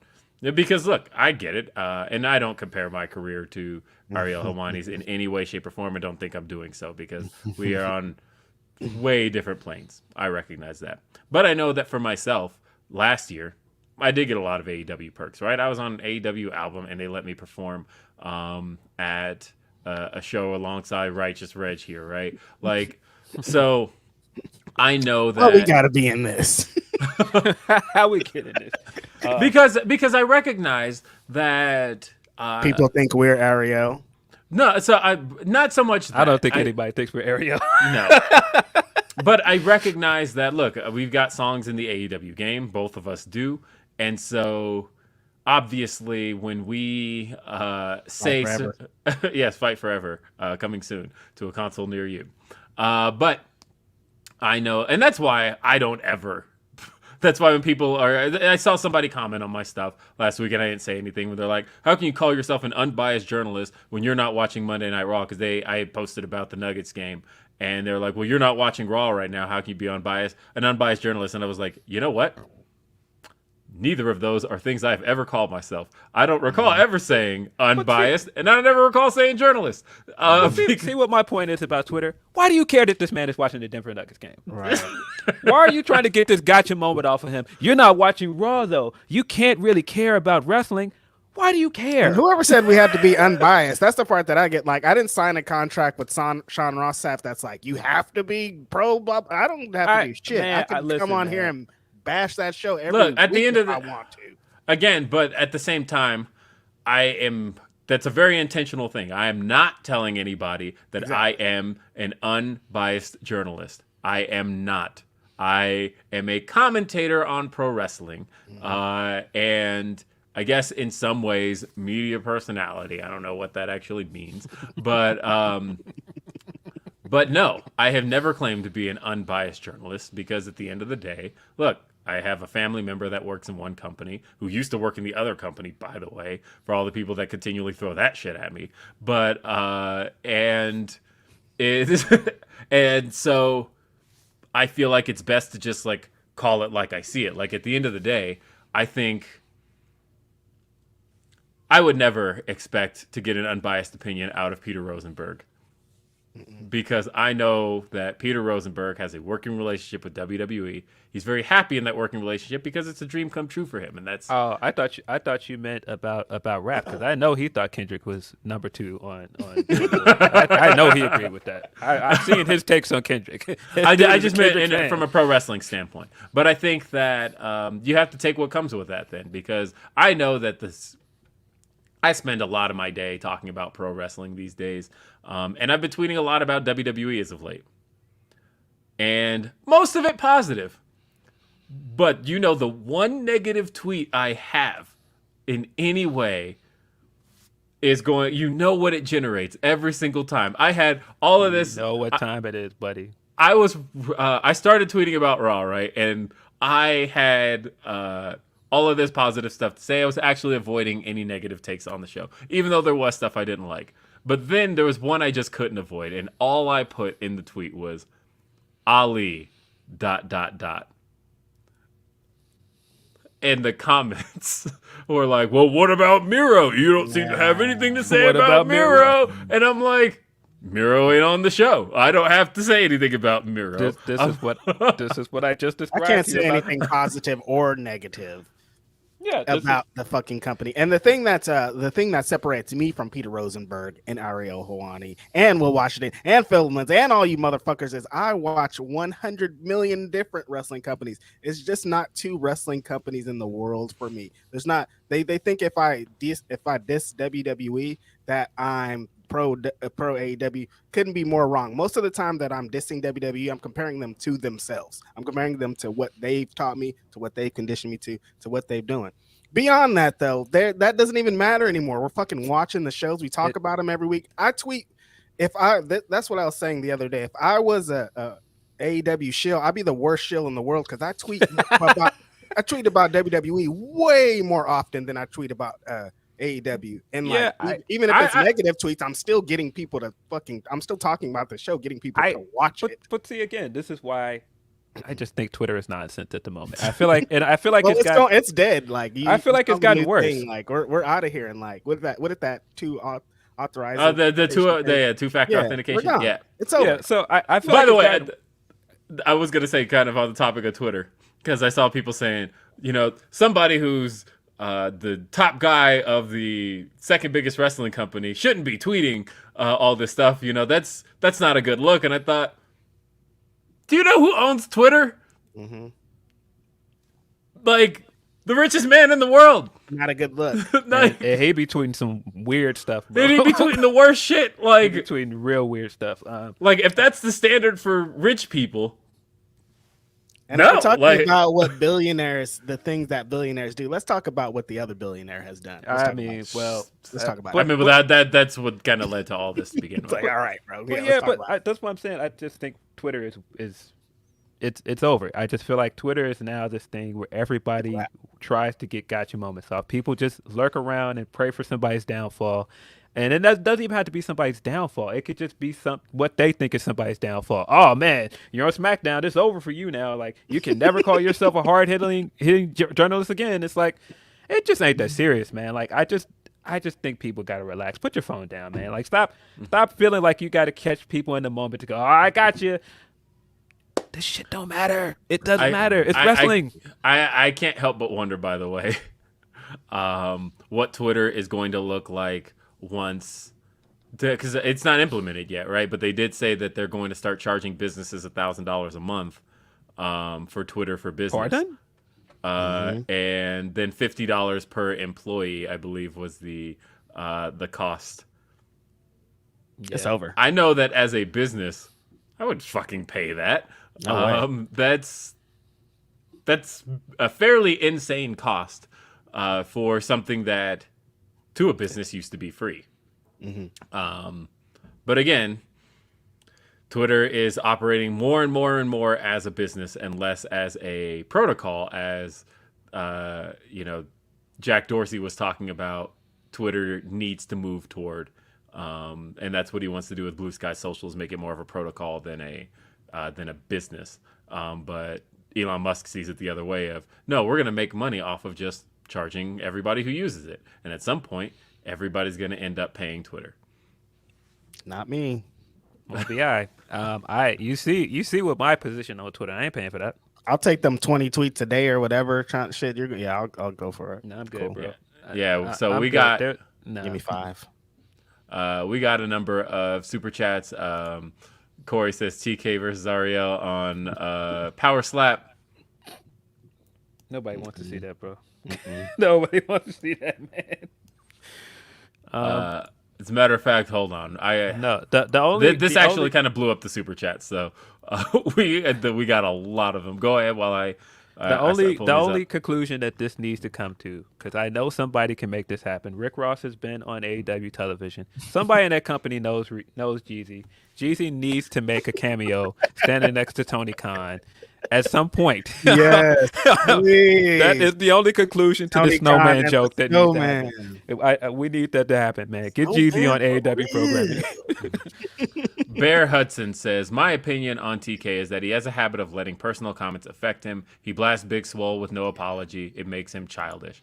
I don't think he... the thing about the Swole thing is that if you ask him, and we asked him on 2 occasions, actually, he doesn't feel he was wrong there. And so he doesn't feel he has anything to apologize for.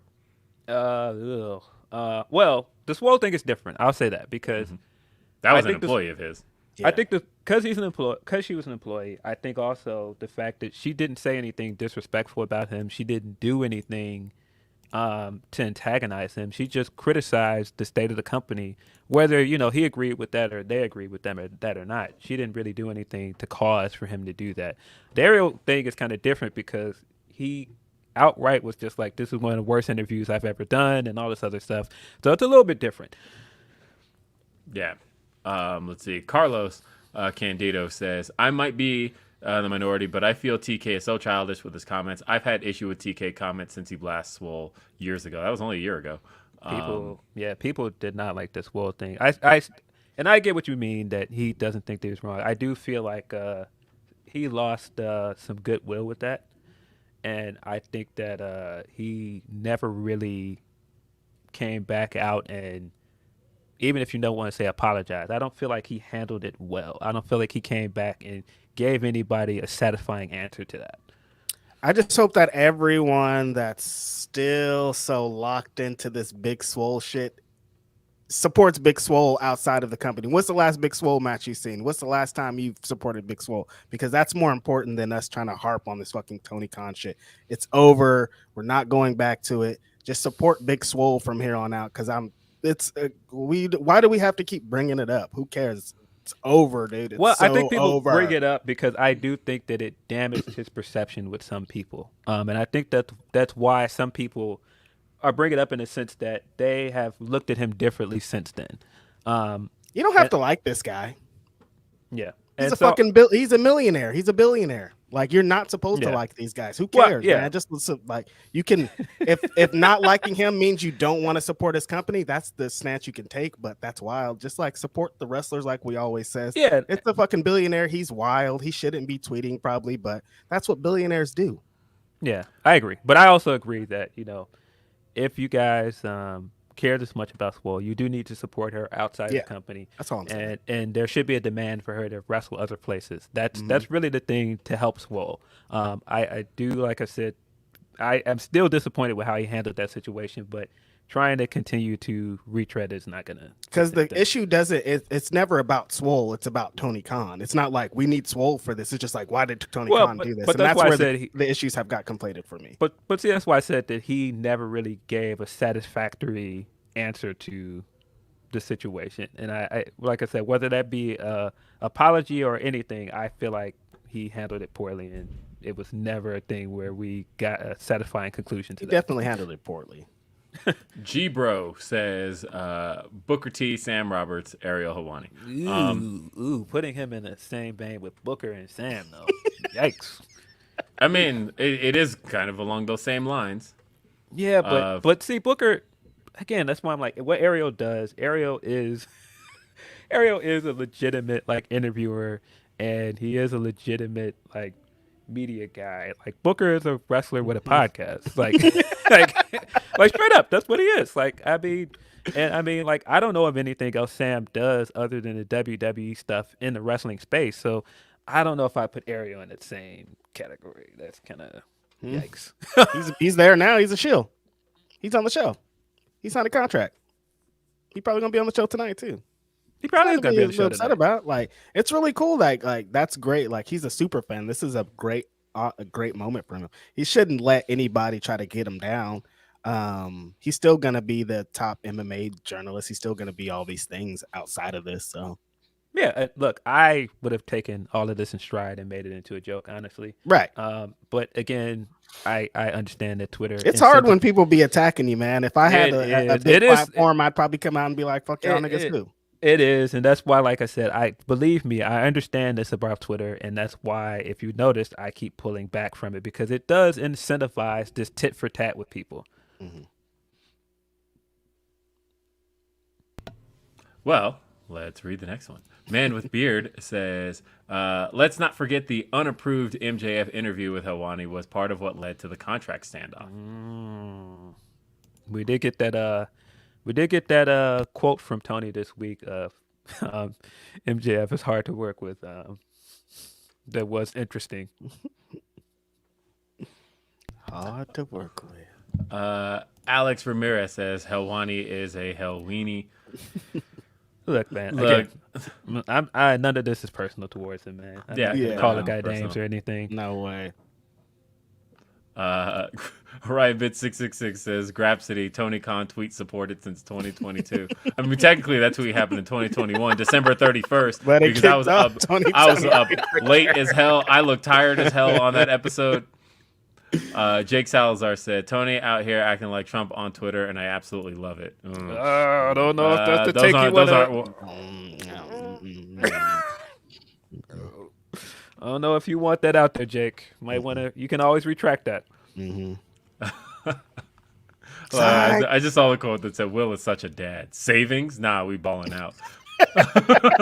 Nah, man. Think about your future, you guys. Hey, no, I mean, maybe I told the story, but Christmas Day, that room right back there, there's actually work being done on that room as we speak. Because I had a fucking pipe burst on Christmas Day, flood the entire basement, and nah, man, you will never catch me slipping again. Like people think just owning a house is just like you pay your little mortgage. There's so many things attached to that, right? Like, mortgage. You just never know. One Christmas, your pipe can burst, and shit's crazy. Yeah, and this is how my days go. So I am at a point where I cannot be caught slipping again. I have to have some kind of nest egg, something that will make sure that I don't end up with egg on my face again, because it has happened to me before. Right. Especially because like homeowners insurance doesn't cover like plumbing issues, and that was like technically a plumbing issue. So. Let's see. Jake Salazar says, Fightful is the only credible and unbiased journalist now. Clown Wani has always been a fraud and a joke to me. I mean, there's certain guys that don't feel that about us. And I know that there's a big chunk of people that don't like what Fightful does. So you're allowed to feel however you want. I hate to be all John Cena about it, about, come and cheer whoever you want. But like, that's honestly how I feel about it. Look, man, I think there are a lot of guys out here doing great work. You don't have to like anybody in the space. You don't have to like anybody's work. But I just find this need to try and discredit people because you don't like their work and because you don't like the company that they prefer. It's just weird. Right. Now, again, I get that Ariel has kind of antagonized some people and that's why people feel the need to come at him. But the guy does good work. I don't want to trash. He does really good work. Yeah. Can't A let one lot of guys competitor out here do it. that do a lot of good work that I respect as well. Yeah, totally. It's hard out here. Yes. Let's see. So we got a whole lot of Humper Chats to get to because I swear this topic lit up the Humper Chats. And I...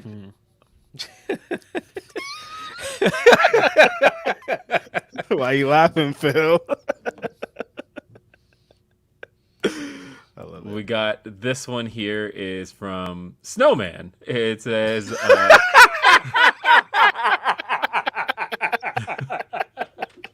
Says it's scripted programming. Regardless of what you believe, it's a world of make believe. It ain't that serious. I mean, that's how I feel about this entire really world not. of shit. Where like, but people do in any place where there is a dichotomy. I do feel that people think that there has to be this. The only place I think that needs to exist is in politics. But other than that, like. When I see people go, well, they don't cover Marvel and DC properly. They're biased towards Marvel. Who gives a fuck? This is fictional programming. It doesn't matter, man. I swear, it doesn't matter, and that's why I'm like, if anything, I think everybody involved in this shit make a joke out of this and move on. Like I said, get Jeezy on AEW television, make Snowman jokes on TV. Ariel should make jokes out of this and move on as well. But don't make this a serious thing, man. It's stupid. I think, Phil, from the Grapsody account, you should tweet out the Hogan video. Dynamite just starts and all you hear is, on the table. yeah. On the floor. Come on, man. Get Jeezy on Dynamite, bro. Immediately. And the Snowman shirt, the old one. The one that got yes, banned bring from back the Jeezy Snowman shirt. That's like, yo, this needs to happen, bro. AEW exclusive. Yep. Colt says that Ariel tweet in defamation lawsuits is going to be hilarious with a snowman emoji. Yo, there's not going to be a lawsuit out of this, man. I mean, he didn't directly say it, so that's you have to basically take the implication there. But the implication again is something I personally wouldn't have made. Let's see. Because the thing about the implication is you'll get people to actually believe that that's true, and Ariel has too big of a platform to not understand its responsibility when you do that. Yeah, of course. I mean, there's people who outright do believe that's true. And that is... because, I mean, it's one thing if people on joke make the Coke jokes, whatever. That's just random Twitter accounts. But Ariel is a guy with a platform. Like, when you make that kind of joke, people will believe it. Yeah. Mm-hmm. So then we got Ronan Mike says, Ariel went from interviewing The Undertaker in the UFC pay-per-view crowd to becoming a staple of the MMA news. The man was blacklisted by Dana White from all future UFC events for leaking the news. To decide to shill out for WWE now is really confusing as a fan. I don't know, man. It's his career choice. Does whatever he wants. It is what it is. The rules of pro wrestling are just so different than everything else. Yeah, I mean, it's wrestling, man. Everybody's trying to get it how they live, man. Yeah. Are you ready for this? Because this is the exact thing I was saying. We have this one from a user that didn't identify themselves. It says, haven't you guys attended Tony's press scrums while also collecting checks for making music for AEW? Mm-hmm. Yes. Because again, I never said anything about being an unbiased journalist. No one time. What is I mean, that? but also we don't. Never mind. Yeah, it's not. So again, Doesn't mean anything. now again, What aboutism sucks, man. Stop doing this, bro. It's lame. I hate it. Mm-hmm. so, and the thing is, I did an NXT theme. Never got used. But it's in their library. They're welcome to throw it on any one of them NIL guys that. And I would do a theme for any WWE wrestler, and I would be in their scrums if they fucking invited us. It's not really. It's not. I mean, I have the thing is, and that is one of those things where it's easily attendable by. I didn't go to the Rumble by choice. I felt I had some regrets afterwards. I was like, damn, I should have. And same with WrestleMania. I'm choosing not to be at WrestleMania. Oh yeah, so I totally Because- just lied because I'm not going to be at any of their events to be able to go to the scrums afterwards.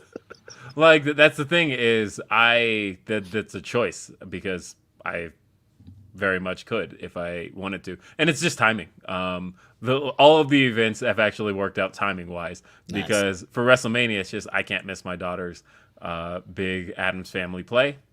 She's been working on it for months and stays late after school to work on this. She's got a singing part. Not going to miss that. I can't. I'm sorry, folks. And then same with SummerSlam. SummerSlam was one of those. My wife and I were just planning a vacation, and we literally booked it. And then I looked at the dates and went, "Oh shit, it's the weekend of SummerSlam. I'm gonna completely miss it." And so that's. Yeah, I mean, look, if we were invited to do WWE scrums, we would do them. Totally. I don't think it's a matter of all right, well, we like AEW programming, so we only do those scrums. Like if we were invited to do WWE scrums, we would do them. It's not a bias thing here. No bias. Yeah. I mean, case in point, a lot of people that you see doing AEW scrums were at the last WWE scrum for Royal Rumble. Yes. Yeah. So, like, I mean, I know people think that's a gotcha when they're like, well, you've been paid by AEW. Sure. I've also been paid by Impact. That's, and I actually don't ever have fully positive opinions on a lot of their stuff. But see, this is the circle. This is the cycle. Again, when you comment on certain things, I have to get this gotcha moment off of you. You've commented on this, so, oh man, what about you? And then you get to having to respond and feeling like you have to defend yourself. No, I don't. No, I don't. Yeah. I mean, I think that's always weird to me because it's like Eric Bischoff, for example, is like AEW's biggest critic.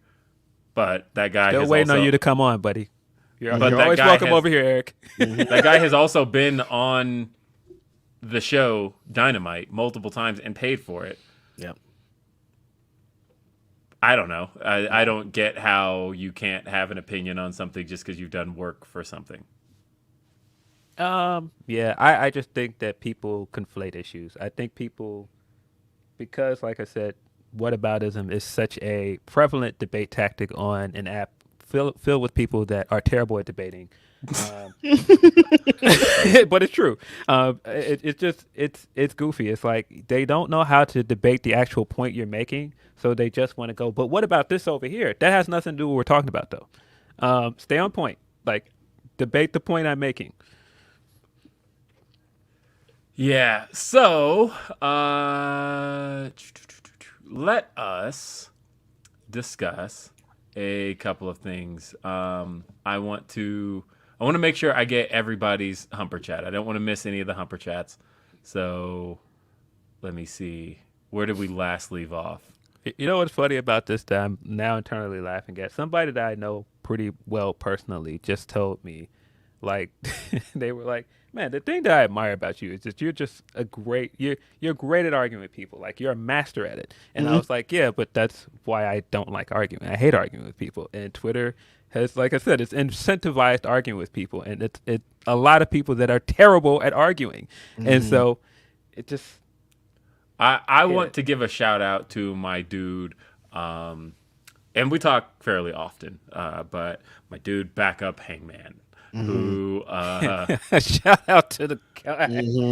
Shout out to the homie, man. Yeah. I got a really good belly laugh out of his tweet this week. No, but he made a Jericho thing. Yeah, that was so good. Honestly, really said cult of personality really good. Yeah. But no, he made a point yesterday when he said the key to winning an online argument is just to look the least gotten to. It don't matter what you said in the entire thing. Fam, you just have to look the least gotten to. Fam, Twitter does not care about right or wrong. It doesn't care about morals. It doesn't care about who actually made the better point in the argument. It cares about perception. Perception is king on Twitter. Yeah. Backup Hangman should also come on our show, too. Yeah, I was actually thinking of inviting him. But anyway, so... let's see. Anwar says, Phil, who are your favorite Stardom wrestlers currently in the company? And are we in the era of the backlash to the MCU? Have a dope show, guys. Favorite You start with the first one. Favorite Stardom wrestlers at the moment. SOK, of course. She's dope. Her entrance is dope. High speed stuff in Stardom is always dope every time I see it. Saya Kamatani, Tam Nakano.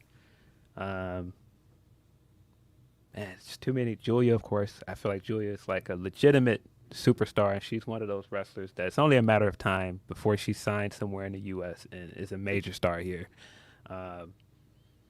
It's just too many to name. Of course, Kyrie. Too many to name. Yeah. And then on the MCU topic, I mean, we are. I mentioned this before. That was my big beef with Phase 4 of the MCU was that it didn't feel like from the start of Phase 4 that there was a goal in mind, and it now feels like a whole bunch of movies that kind of just exist, which is in itself kind of interesting because Marvel hasn't ever been that. The Marvel movies were always building to something. The Phase 1 was all building to that first Avengers movie, and Phase 2 was all, and Phase 3, of course, building to Thanos. This sounds familiar as something you just described earlier in the show. Bringing it back around, right? But hold on though. Phase 1 wasn't always building to something. It eventually started building to something. I think there's a lot of revisionist history when it comes to that. I disagree. I disagree with that. Hold on, let me finish though. Okay. Let me finish though. Phase 1 started building to something eventually, but it wasn't always building to something. Like, if anything, you could say it was building to the Avengers getting together. But I think people that are like, oh well, the Thanos thing was always the end game. No, it wasn't. The Thanos thing became the end game after Avengers. But sure, but I'm just specifically referring to the fact that Phase 1 from the first movie, the post-credit scene is Nick Fury showing up in Iron Man 1 going, how do you feel about the Avengers? Like that was it. And then the second Incredible Hulk, sure enough, same thing. The last scene of the movie is Tony Stark showing up going, I want to recruit the Hulk. Like every movie from the first one on. It's him talking to Thunderbolt Ross and having like a conversation about Hulk. He didn't talk about recruiting him. So maybe not recruiting him, but you got that that was the first movie I was ever in where I felt a pop happen, where we were in that theater and when Tony Stark showed up in that movie in Incredible Hulk, and there have been no hints at that beforehand, other than the word Stark appearing in the movie. And when Robert Downey Jr. shows up and the theater I was in starts hooting and hollering, and that was the moment I knew, oh shit, a universe is about to exist. But it was always building to something. And now we've got just these movies that kind of feel like they just exist. And in a sense, that's kind of interesting for the MCU, but also it does feel really disjointed right now. It really does feel like it's hard to keep up with because there's just so much going on right now. And then, of course... What if the homie was actually asking about the Mariah Carey universe and not the Cinematic universe?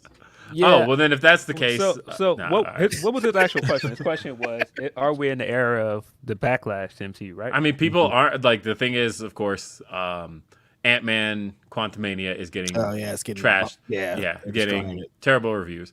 And that's uncharacteristic of Marvel movies because that's rarely happened. Really, it started with the Eternals. Eternals was really the first Marvel movie where it got bad reviews. From the outside looking in, it really just seems like it's too much. What other Marvel movies got kind of... Just looking from a Rotten Tomatoes standpoint, what was the first Marvel movie in the MCU with a negative Rotten Tomatoes score? I'm pretty sure it's the Eternals.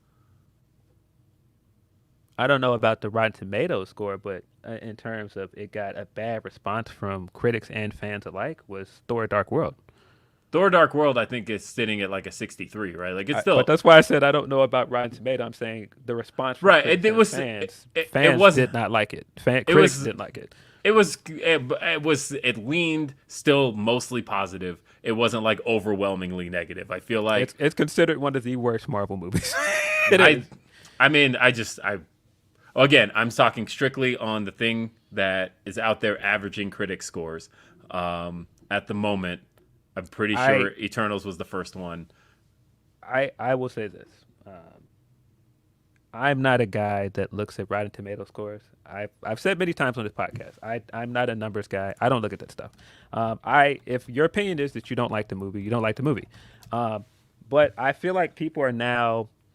Again, I feel like there's some revisionist history here, man. People that act like, oh, this is doom and gloom because this is the first time that we've seen negative backlash to any Marvel movie. That's just not true. There are people that did not like Marvel movies long before Phase 4. And I don't even agree with the idea that Phase 4 doesn't have an overarching theme. It does.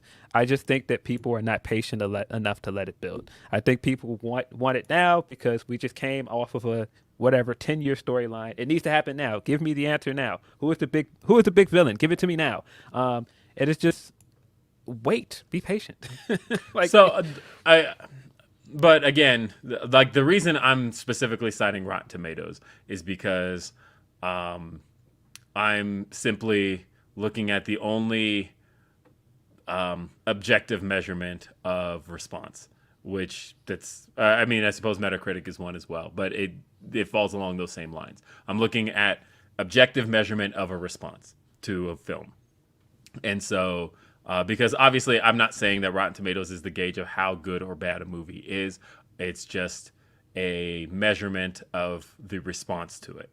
And so, because I think Rotten Tomatoes has its place. I hate how much the average moviegoer now relies on Rotten Tomatoes. That to me, I think, is harming film because I think that I had a tweet the other day that did pretty well actually, where I was like, "Nothing to Lose" is one of my favorite movies. I quote that movie all the damn time, Freaky Jason. But that movie is considered a bad movie, and it is a bad movie, but also, who fucking cares? You can like bad movies. And I hate that people aren't willing to like bad movies because there's so much to watch now. There's so many options. How does this sound familiar? You know, it sounds familiar. And so because people... You can like bad wrestling, and people are like, oh, but, Bray doesn't have 5-star matches. But, you can like whatever you want. I don't necessarily like the idea that, I get it. I get from a time perspective, there's so much content out there that people don't necessarily feel they have the time to get into something that's not worth their time. So therefore, they're going to rely on the Rotten Tomatoes of the world. And everybody's using them, right? Now movie studios over the last 10 years will say, this movie has a 75% on Rotten Tomatoes to to entice people to go see it. When you open up Netflix or open up Hulu or anything, the Rotten Tomatoes score will be next to the movie to tell you that this is something you should watch. I don't like that. I like it as a quantitative measurement of response to a movie. That's what it should be, and that's what it's always been. Rotten Tomatoes been around for 24 years now, but I don't necessarily like it as the go-to for anything. That's all. Yeah.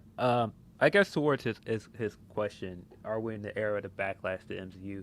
I think once you get to the top of anything, the only place you can go is down.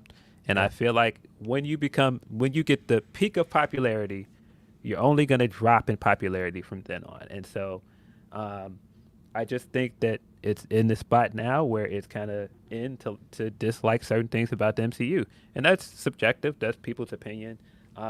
I don't think any of the movies have been that bad. I didn't care for Eternals. I don't think it was the worst movie I've ever seen, though. It's certainly not even the worst Marvel movie I've seen. But again, perception trumps everything. And once the perception is that they've fallen off, that's what people are going to run with. Halabasana says, what's your level of anxiety about the news that Kenny Omega is working on a BTE rap? Love you all. Have a great weekend. If you guys haven't seen the Kenny Omega interview with Swerve Strickland and Montezi and our dude Rich Latta on Swerve City Podcast, definitely check that out. It was very good. A lot of good insight from Kenny Omega on a lot of things. Did you guys watch it? I haven't seen the whole thing yet. One of my favorite discussions he talked about was the EVP discussion. I thought that was really, really good, where he discussed, and I really just recommend everybody go watch it, but talking about what all the EVPs brought to the table was very, very interesting because I don't think people really realized what the EVPs did in building the company.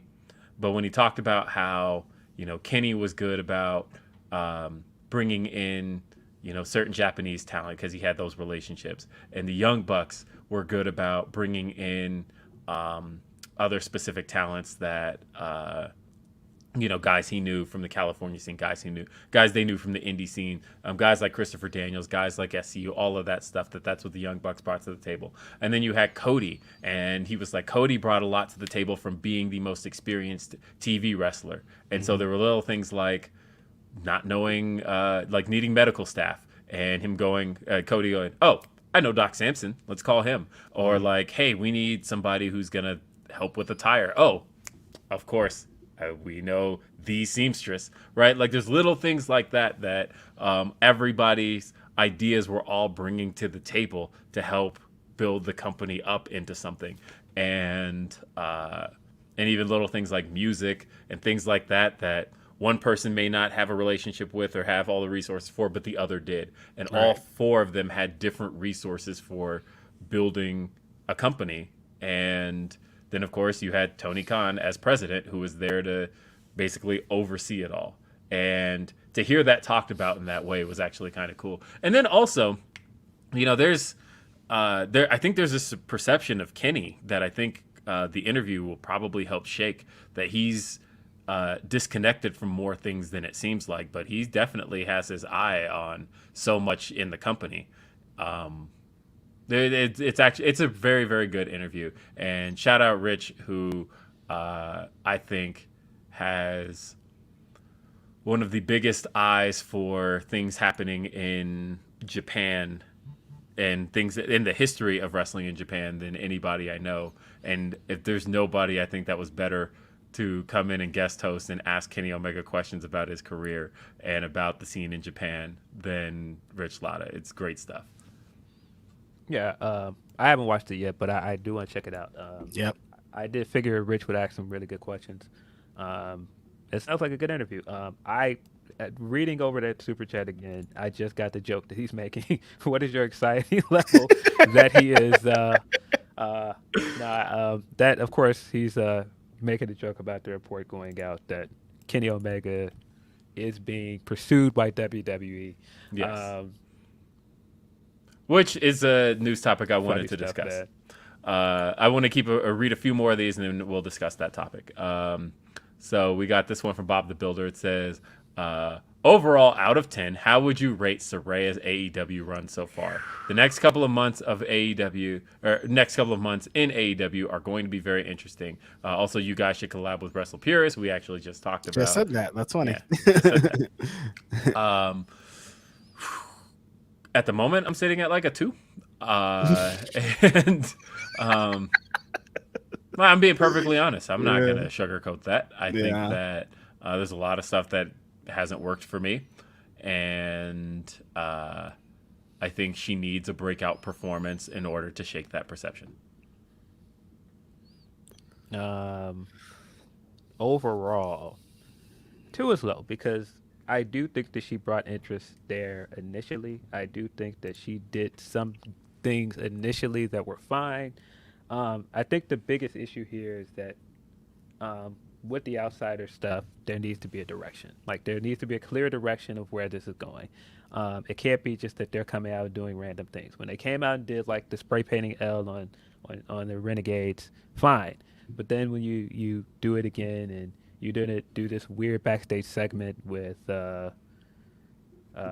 am I drawing a blank? They spray painted an L on someone backstage. Leva Bates. Leva Bates. There you go. You're doing it with Leva, and then you did that awful fucking spray paint spot in the match this week, and it's just like, nah, less is more, man. Less is more. I think for my rating, I think I am at a 4 out of 10. I guess I want to know what we expected kind of from Saraya's whole thing. I think she's accomplishing what she was brought in to do. I don't think anybody ever thought she was going to be better in ring than any of the top workers in AEW, and I don't think she ever will be. But yeah, there needs something to happen with this, because just being NWO with the L's is not working for me.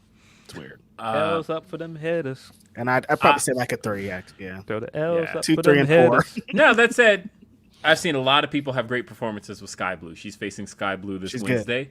Yeah, this Wednesday on Dynamite, it's going to be Saraya versus Sky Blue. And I think that this would be the first real opportunity for her to kind of show what she's made of in this heel role in a singles capacity. Let's see what she does.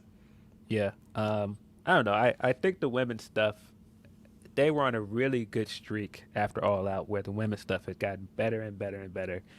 And I feel like this is like the last few weeks, I haven't enjoyed it as much. I really enjoyed it that Ruby got the win on Wednesday, by the way. I thought she was the right winner for that. I think Ruby has been tremendous since she's been back. But I'm starting not to like how much it doesn't feel like it's about Jamie as champion. It feels Right. like it's about everything else going on around her. She's kind of getting lost in the sauce with this. Yeah. And I feel like the same thing is kind of happening with Jade, where I don't feel like Jade is on the main show enough. Mm-hmm. And I agree with her tweet this week where she said she's ready. She's ready for the big matches. She's ready for the big storylines with like the Brits and those people. And I agree. At 50 wins, it's time. It's time to move her up. Yeah. I think with the thing with Jamie is they had some great momentum. She's still one of the most over people on the show. And I don't want to see her play second fiddle to anyone as the AEW Women's World Champion, because she was dominant. She was killing it. Just keep doing that. Put her in the ring. Like, I want to see her work. Like, I know she's a champion and she shouldn't work as much, but she also should. So do it. We got another one from Cardar. It just says, keep Bobby far away from Bray. I think that it would be not in the interest of the Hurt Business reunion stuff they're doing. Yeah, no, it definitely has Bray. to be Brock as the one against Bray, not Bobby. Yeah. It fits the cowboy theme, man. Yeah. Okay. Let's see. Carlos says, as being Latino, I was pissed with Conan's comment. I have no tolerance with those comments. I appreciate you guys doing what you were doing and sending all the love from SF. Thank you, Carlos. Yeah. Hey, man. Shout out to Kester. He's doing great work. I don't like that people are focusing so much on this Conan stuff. The Kester's dope. Like, that's what matters. Yep. Emo Extremo says, give your savings a little raise on me. I work for Bonds and toured with UO last year. Hilarious dudes. The Jesus boys. Let's see. We got another one from Atlas Earth. It says, Grapsody, with Vince apparently wanting $9 billion for WWE to be sold, and Marvel and Star Wars were half that with hotter IP, doesn't that kind of hint that Vince selling it to the Saudi fund, who has that kind of money to throw at WWE? I mean, I think that there was smoke to that fire. I think that they didn't get, the people who got that information didn't get it from nowhere, especially considering the ones that have been fairly reliable had that information. It's just, it obviously was bigger than that because it didn't, there's more steps that needed to happen. But I always think that there was smoke to that fire. $9 billion is interesting. I don't see a media company buying it, to be honest. I think that, there's a lot of talk of, maybe Disney's going to buy it, maybe No, see it. Comcast. But I think that no one who's buying it wants to take away WWE's revenue stream. And WWE's revenue stream is their media rights deals. And Comcast doesn't have that. As a matter of fact, Comcast is the majority of WWE's media rights deals. And so buying it for $9 million and not having that source of income any longer, like, granted, they don't have that expenditure anymore, but that expenditure, what is Comcast spending on WWE in those deals? It's over 5 years. It's somewhere in the neighborhood of like $5 billion, right? Is that right? No, it's like $3.5 billion over 5 years. That, I mean, spending that, and so you won't have that expenditure any longer, but you have to spend in one lump sum $9 billion, and you don't have their revenue stream any longer. That, to me, the numbers don't necessarily add up to that. I can kind of get why on CNBC they were saying, we don't think Comcast, and CNBC is owned by Comcast, is in the running for this. So I think it has to kind of be somebody who could still maintain those media rights deals, who can still get a deal with Fox, who can still get a deal with Comcast, and still be able to pull in that stream of revenue. Yeah, I definitely had a different reaction to that report that he's asking for $9 billion. I didn't think about the Saudi stuff at all. I thought this add credence to people that believe he only jumped in to help initiate the sell to help him get back. It was never about the actual sell, because and that he was never actually going to sell it. Right. Yeah, because if that's your asking point, that makes me feel like you're tanking any real interest in the sell, and it almost feels like he's not actually helping. Right? It feels like he's hindering the sell. Right. Maybe I'm misreading it, but that was the first thing I thought. Like, boy, it doesn't seem like he's helping this sale happen, man. He's like, I want $9 billion. They're like, are you sure? I don't know, $9 billion. I don't know if we got that for you, buddy. It's a lot of cheddar. Kyle says, "Sup, fellas. My friend sent me a video of the Sami reaction from her seats last night. Holy shit. I'm with y'all, though. Sami's taking this L, but what a moment. And he got the music back. Much love." I mean, the music got me. I felt great. That got me in all the feels. I was like, yeah, I was happy. I was happy to hear it. And yeah, no, exactly what you said. And the crowd singing it, too. When he got in the ring and just like for 5 minutes just took it in, like that was the moment. That was the moment, you guys. He took it in for 5 minutes. You know what I mean? So. Yeah, I don't like be so sad later. Yeah, I don't like people that are like, if he doesn't win the title, that this did nothing for Sami. Of course it did. Like this is the most over he's been on the main roster, like by far. And honestly, you could argue this is the most ever he's been over ever. Like definitely. Oh, then not even argue. It is. No, it is absolutely the most over he's ever been. Yeah. And it's a great work. To see him getting his flowers last night and to see how excited people are for him to get a world title match, that should be the goal. Even if he loses, this is great. He's having his moment. He's getting the challenge for a world title in the main event in his hometown. That's not a small feat. Nothing's ever gonna beat what happened last night with those fans fucking cheering him on, throwing flowers at his feet, and him just taking it all in with the music and the chants. Like that's once in a lifetime. This is legitimately one of the biggest moments of his career. It's absolutely the biggest match of his career.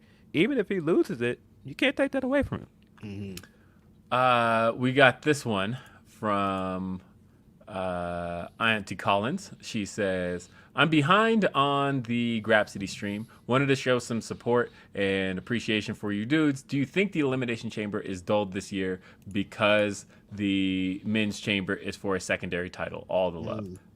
Yes, but also not so much because it's for a secondary title, but because there is a much bigger thing happening on the show, and it is like I'm gonna be honest, I don't give a shit about the Elimination Chamber, and like I don't care at all. There's one thing I care about on this show, and it is, but that's indicative of kind of the problem with that I've been having specifically with SmackDown. Raw, I get a little bit more out of, but SmackDown this week was another week where I was happy with the show when it was over. I walked out of it going, I was happy when it was over. No. What I mean was when it ended. Speaking of which, one of the reasons I was happy it was over is because, like, guys, 7 p.m. Eastern Rampage has to be the move. That shit, I love it. You liked it. Yeah. I love it on earlier. I know for you Californians, 4 p.m. is probably too early. But for me, not really. I will absolutely take Rampage on it comes on. Sometimes I want to hit the bar and I'm like, let me watch Rampage so I can do my homework before Grapsody in the morning. So I actually would like it at 4 p.m. too. Yeah, go for it. Yeah, honestly, I love this time so much more. So that was a reason I was happy when SmackDown was over. I'm like, that's it. No more wrestling for the night. This is great. But As far as SmackDown is concerned, when the show was over, I was ultimately like, that was a good, feel-good ending. I liked that. And then I remembered. So what was if you asked me to rate SmackDown overall out of 10, I still would have said like a 6. And why is that? Because that was the only thing on the show I cared about. Right. I did not. You didn't care about the return of Ronda Rousey and her tag team with Shayna Baszler? I mean, I care about the existence of it, but but the two of them facing Shotzi and Natalya, no, I didn't get anything out of that. Nothing. Other than Shotzi and Ronda trying to do that same spot again. Do it again. It looked much better this time. Looked It way did look better. better this time. Yeah, it looked it way did better feel this like time. it did feel like Ronda doing a here, damn, shut the fuck up. I did it right. Leave me alone. Look, delete that other video. There's this one now. Yeah. So that was like, I didn't care about that. And even like Viking Raiders versus the Banger Bros, like it was a good match, but like I didn't care. And Madcap Moss versus Gunther. Man. Am I supposed to like Madcap Moss? Because like that backstage segment with him and Emma made them extremely unlikable. And I was like, I want to cheer Gunther here. Is that what's supposed to happen? Because No. It's definitely not. Yeah, you're supposed to be on Definitely Madcap's not. side. Yeah. Yeah, I don't really understand the direction of Emma now. Like, is Emma just a valet now? Like, what are they doing? Like, is she just there to support Moss? Because she's a wrestler. So yeah.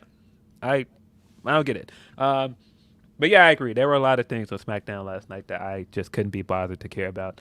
But the thing is, right now it is a one storyline company. Yeah. I Because was mostly still really- SmackDown. yeah, mostly SmackDown. Because when it was over, I was still like, hell yeah. But that's the thing I was thinking about the whole show. I'm like, and that's how I've been feeling these last few weeks coming out of the Royal Rumble. I'm like, hey, I know there's other stuff happening on the show. I don't care. Get me to the Bloodline stuff. With this, I'm like, get me to Sami Zayn. That's all I care about. There's nothing else you could tell me on this show. And that was the thing we talked about at the beginning of the show, right? Where like, I don't even know what matches were announced beforehand. When I started SmackDown, I'm like, Sami Zayn, hometown. This is all I care about. This is what I'm here to watch. I can switch my brain between the two. Like, between the idea of I'm watching for the card or I'm watching for this storyline. And like, when I watch SmackDown, I'm watching for this card and that's what I want to see. When I'm watching Rampage or Dynamite, it is I am watching for the card. And that was it. I honestly, if I didn't have the memory I have, I probably wouldn't have remembered anything that happened on that card. Yeah. I will say if this is to build up Ronda and Shayna as a tag team, I will say that I did think it served its purpose because I did think that they actually wrestled well as a tag team. And that just shows how good Shayna is as a tag team wrestler. She is a 2-time WWE tag team champion. And I kind of felt Shayna last week. I was kind of mad when Natalya called her a low-rent Ronda Rousey because she's better at everything than Ronda Rousey. Everything. Like she is. She's a better talker. She's a better in-ring worker. No, she is not a low-rent Ronda Rousey. Yeah, and then I mean, they're supposed to be getting the tag title shot at WrestleMania. It's supposed to be Shayna and Ronda versus Damage Control, which Dakota. are Shayna and Ronda supposed to be baby faces here? I guess. Basically. I don't know, but they did act like baby faces in this match. I know, so right? no. 'Cause- no, I don't know. Who knows? I don't know. Yeah, those Ronda did titles, take some good bumps last night in that match. Like she looked a little bit Yeah, extra I- motivated in that. I thought so that that's a match good looked. sign. I thought that match was a big upgrade from what we've seen from Ronda in a while, and I think it also helped that it seems like she's motivated to be working with a friend. Right. And I definitely had the thought last night. I was like, man, if Ronda and Shayna win the titles, is Ronda and Shayna versus Becky and Charlotte the closest we're going to get to the horsewomen feud that we never got? Becky and Charlotte are not going to team. That is not. But I'm just saying. Becky's like, I'm no, just thank thinking you, like no, thank you. I think that's the closest we're gonna get to it if we get it. Well, let's talk about the Elimination Chamber card because we've got 5 matches happening tonight. Mm-hmm. Not a very long card, but Elimination Chambers tend to run fairly long, except for the Women's Elimination Chamber from 2020, which was the one where Shayna squashed everybody, which hated it. That was, you know what's funny is I had that idea for years, but you also have to do it in a way where like it's over. And I remember the crowd not reacting to anything happening there, and I was like, "Oh, this shit's DOA," and I felt bad about that because I wanted to like it. You know, she was coming in fresh off of a huge NXT run, and then she comes in and squashes everybody, and the crowd's giving her nothing. And that was one of my first indicators that things that are over in NXT doesn't necessarily mean it's going to be over on the main roster. Yep. And that was exactly what happened there. They booked Shayna poorly. But I mean, she came in, and I think they didn't even bother to like do a reintroduction. They were like, "Hey, she's coming in straight off of one of the biggest runs that's ever been had in NXT." Yeah, but nobody cared. And what it was is she should have won the Rumble that year. Right. I mean, in hindsight, not committing to it, I don't know because she's.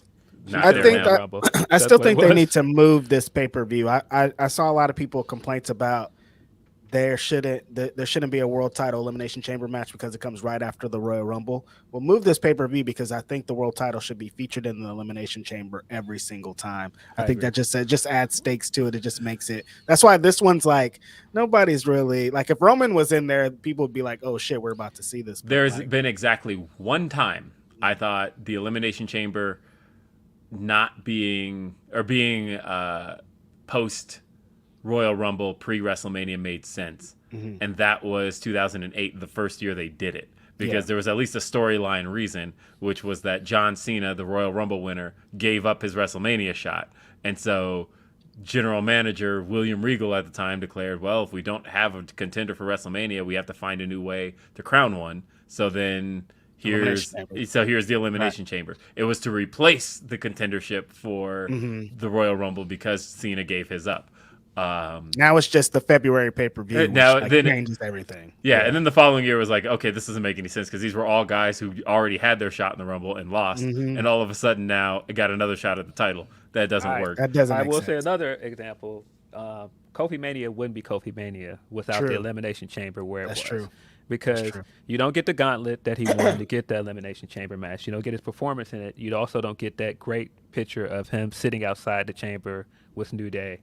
Kofi Mania needs that chamber match. The one with Santino too. The one that Santino was on. But again, like the issue still is it's still the same thing. It's like they shouldn't be getting a title shot after the Royal Rumble. It's more so. It's just the idea that if you lost the Royal Rumble, you fucking lost. That's it. There isn't another path to WrestleMania. That's it. That's also why I hate there being 2 titles because I hate the idea that you lost the Rumble, but here's another opportunity for you to still get another championship. I think the Rumble needs to be kind of a clear shot of you lost here, you're out. There are no real world title matches on this card other than the main event. The women have no title matches other than the chamber match. The chamber match is the title match. So there's no title matches, which, by the way, I thought the main event of Raw made no sense this week. It should have just been a title match for the pay-per-view. That was silly. What was that? I don't understand the purpose of that. That was very weird. The match also wasn't any good, and I was very surprised at that for the level of competitors that were in that match. I was very surprised. Because I thought to myself, hey, this is going to be a great way to remind us with 3 women who aren't on the pay-per-view to remind us of how good they are. And I was looking forward to it. It was just dumb. Like, are you guys going to add another pod to the Elimination Chamber? Like, but they've done it before. They've done it before because they did the 7-person Elimination Chamber where they started with 3 in the ring. Okay. And then you just open the pod from there. My man explained that when he announced the match that they were just going to start with a triple threat in the ring. Gotcha. I didn't. And they did that before with the 7-man.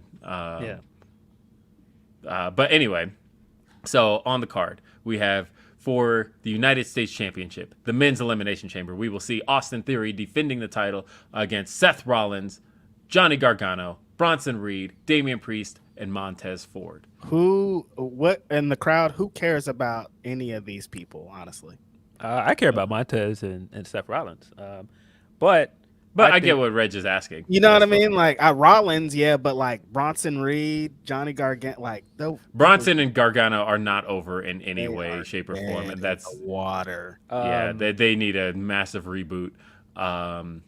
Damian Priest is at least over from the. He's over from the Judgment Day. The Judgment Day is over. Yeah. Montez, I think. Montez isn't. I wish there was he should be.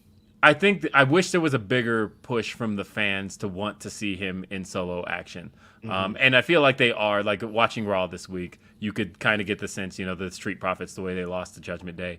I kind of got the sense that they are leaning toward a split between them, and they made sure that Angelo Dawkins was the one pinned. So you kind of have a reason to turn both of them. Whether you turn Montez. Go ahead. I was gonna say, I think if he gets the long, like if he starts the match and like runs the gauntlet, like by the end of the match, people will be really into Montez. Like that'll be the thing of like, oh, that was the star-making performance of Montez. It's time to get him away from.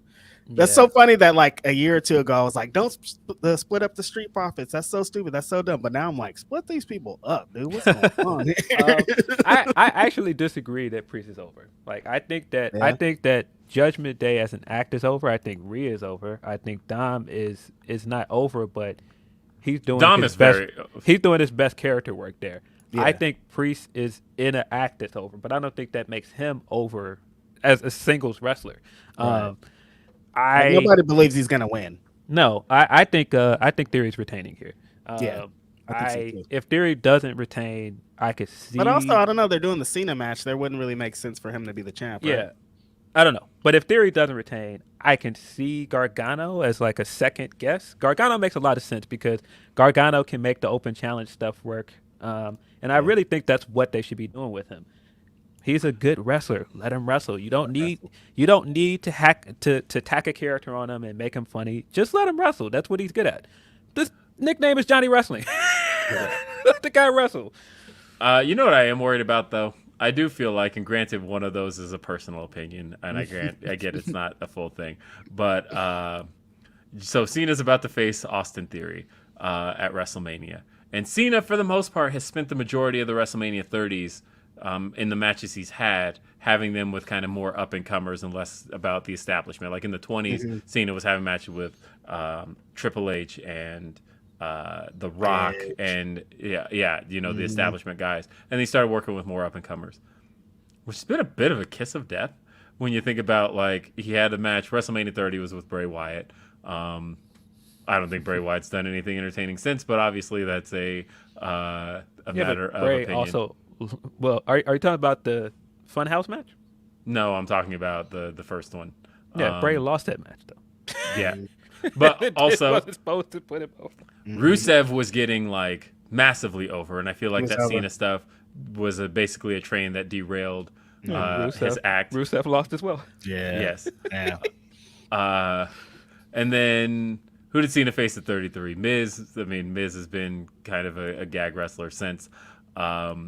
And I mean, didn't he have a good IC title reign after that? He had the IC title reign after that. That's right. He was IC champion beforehand. That was the real one that did really well. And then he was IC champion again after that. And then really it was the Shane McMahon stuff that really put Miz in a blender. Yeah, that was what really hurt Miz with the Shane stuff. And then Miz's dad was there and everything. That was weird. What a weird time, man. And then I think Cena didn't really face him at WrestleMania, but it was Cena and Elias, and like Elias feels like an anchor act as well. Something is not working with him. Feels you're not ready for Elias versus Boogs. Oh my God. Boogs is another one that I saw him on Raw this week, and I just went dead on arrival. Man. I think the original Odd Couple, man. They're gonna feud and then they're gonna end up a tag team. Watch. Wow. Watch. You know I'm right. Right. Boogs feels dead on arrival. The one thing he has going for him is that he does the lift and the crowd is into that. But like as far as an act people can sink their teeth into. That's a 1980s ass act. Nobody. Yeah, he looks very 80s, and not in a good way. Not in a good way. Yeah. No.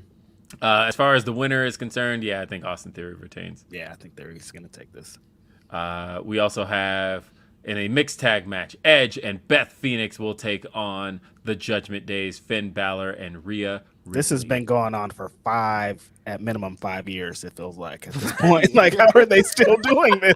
They haven't had this blow off match yet. No, the blow off is WrestleMania Hell in a Cell, Edge versus Finn Balor. Okay, I'm not mad at it. After watching Raw this week, I never want to hear anyone say Grit Couple again. The way that they kept repeating Grit Couple the entire night and trying to get you to like this nickname, I feel like it was a clever thing somebody came up with at some point, and they were like, "Yeah, that is clever." It's because they're feuding with Miz and Maurice, and so that was right. So yeah, it was clever then, and people just have run it into the ground because that's what this company does with a lot of things that are clever. And I'm just like, please, just. It's okay. I get it. They're the Grit Couple. We don't need to say it constantly throughout the entire show. I think Judgment Day wins this one, and then WrestleMania. I think they need the match. Yeah, I think they need to win this. I have said many times. I feel like Judgment Day is better when they're away from Edge. I feel like they need to beat him once and for all and move on. Well, Rhea also can't afford the loss to. Yeah. Well, I don't know. I don't really understand why she's in this position before her big match. Like they maybe should have done this after WrestleMania. For the shot at the Raw Women's title at WrestleMania, it's going to be an Elimination Chamber match, seeing Asuka, Liv Morgan, Nikki Cross, Raquel Rodriguez, Natalya, and Carmella. This is Asuka's match to win. If Asuka loses this match, we riot. Asuka versus Bianca at WrestleMania should be the way to go. Yeah, it's. I don't know who's gonna hold this women's match together. I'm very nervous about what's gonna be happening in there. Yeah, the best wrestler in that match. I think Asuka and Nikki Cross could probably hold it together. Raquel probably could. I don't know. We'll see. It could end up being a good match. Yeah. But I'm definitely more excited about that chamber match than the men's chamber match. But yeah, let's go, Asuka. This is kind of a 2-match show, and neither of them are chamber matches because the marquee matches are Bobby Lashley versus Brock Lesnar, the third time. Bobby won the first one via some bullshit, and Brock won the second one, kind of bullshitty. So let's get so they are 1-1. Man, we were there for Brock versus Bobby 1. I forgot that. Yeah. Let's get a definitive L for Bobby Lashley so we know that Brock Lesnar is superior in Black History Month. Yeah, we got it. No, I got it. Bobby is going to win this match and get the door prize of wrestling Bray Wyatt. Winner. That's what's about to happen. Bobby's winning this match. The lights going out as soon as the match is over, and the Uncle Howdy stare down is gonna be something. And I mean, Bobby tweeted after that segment as well. Yeah, I think Bobby's going to win this match. You think Bobby's winning? Yeah. Over Brock? Yes. I think Bobby's going to win. I think Brock is going to make not short work of him, but Brock matches are fairly short anyway. So I think he's going to make some work of him for sure. I think Brock is taking this one. Yeah, I think the whole him calling out Bobby or Brock is a red herring because I don't see that being his WrestleMania match. But I think, like I said, I think Bobby's going to win this. I feel like Bobby has to win this because the story that they've told from day one, it makes no sense for Brock to win this feud. Like, why set this all up to get to this rubber match at Elimination Chamber, and Brock just wins? It's Brock Lesnar, that's why. It's Brock, I know, but like I said, maybe you're right, but I don't. No sense. Maybe you're right, but I think that it's Brock Lesnar treatment. Because the story I feel like is happening is there's been this Hurt Business reunion happening behind the scenes, and Bobby has been continually turning it down. But the rest of them are now seeing success in this reunion, and I think the story is going to end up being that Bobby loses here and realizes that he needs them. Oh, good story to tell. Yeah, I forgot about that part. But again, but when you're just looking at their story, Bobby and Brock's, it makes no sense for him to lose here because the first match he won because of interference. And then the second time they had their match at Elimination Chamber a year ago, he didn't get out of his pod because he got hurt. and Oh yeah. then you get to the crown jewel match where he He's really had still in the match from last year, ain't he? yeah. Yeah, like Rey Mysterio is still in the Royal Rumble. Yeah, so then when you get to the crown jewel match, he had that match won, but Bobby just rolled over and pinned him, and he won through a dodgy finish. So I feel like the rubber match should be that Bobby comes out on top and finally beats him. Should be But Bob. No, What do you guys think about this Mello rumor? You guys, how do you feel about didn't he Mello say it's and her wrong? Didn't he business? say that wasn't happening? Yeah. Yeah, of course, but of course. But that's the thing is, a lot of guys don't know what's happening in creative. Like that's the thing is, they receive their creative and they go with it. You know that because I've seen people say that. Well, if the wrestler isn't confirming this and it's not being talked about, that's not exactly how it always goes. Not at Sometimes all. creative has these discussions before ever involving the wrestler in it. Sometimes a wrestler's in Will Washington's DM being like, "Is this true?" You're like, Right. "Dude, you work for the company. You tell me." Speaking of wrestlers getting mad at the dirt sheets this week, did you guys see Karrion Kross getting mad at Cultaholic? That No, what happened? What are you mad about? Because the So quote this that shit's said he's slow as not fuck. happy. the quote that came out that he was not happy. I guess Cultaholic made it into a graphic with like he's not happy, and he was like, "Yeah, clickbait." And I'm just like, "Yeah, but you said that though. Like this is a You're direct not happy, quote. bro. Direct quote. Clickbait. You can't. You I don't can't think do that's how that. that works. It's a direct quote, bro. I saw it and I died laughing. No, that's clickbait. No, I think you said this though. I don't think that's how that works. Maybe he was upset that he felt it was out of context, and you know it's different than you seeing a headline and you just seeing the direct quote and somebody maybe one of your superiors saw that and he's like, "Dang, take that down, like get me in trouble." And finally, for the undisputed WWE Universal Championship, it will be Roman Reigns defending the title against Montreal's own Sami Mother effing Zayn. What's the finish? Jay super kicks Sammy. No, I think Roman beats him clean. I think that's how that happens. I think spear 1, 2, 3, and then I think after the match is over, Roman then six the bloodline, specifically Solo on Sammy. Jay Solo. comes out. Jay comes out like he's gonna stop him, Solo. and then he turns around and starts stomping him. The bloodline starts to destroy him. Kevin Owens' music hits, massive pop. He clears the ring. Sammy kind of stumbles to his feet. They look at each other, and they hug. And then the big pop, and they send the fans home happy with those two. So fans are still happy. Yes. I think Jay's gonna cost him the match. I don't think he's gonna lose clean.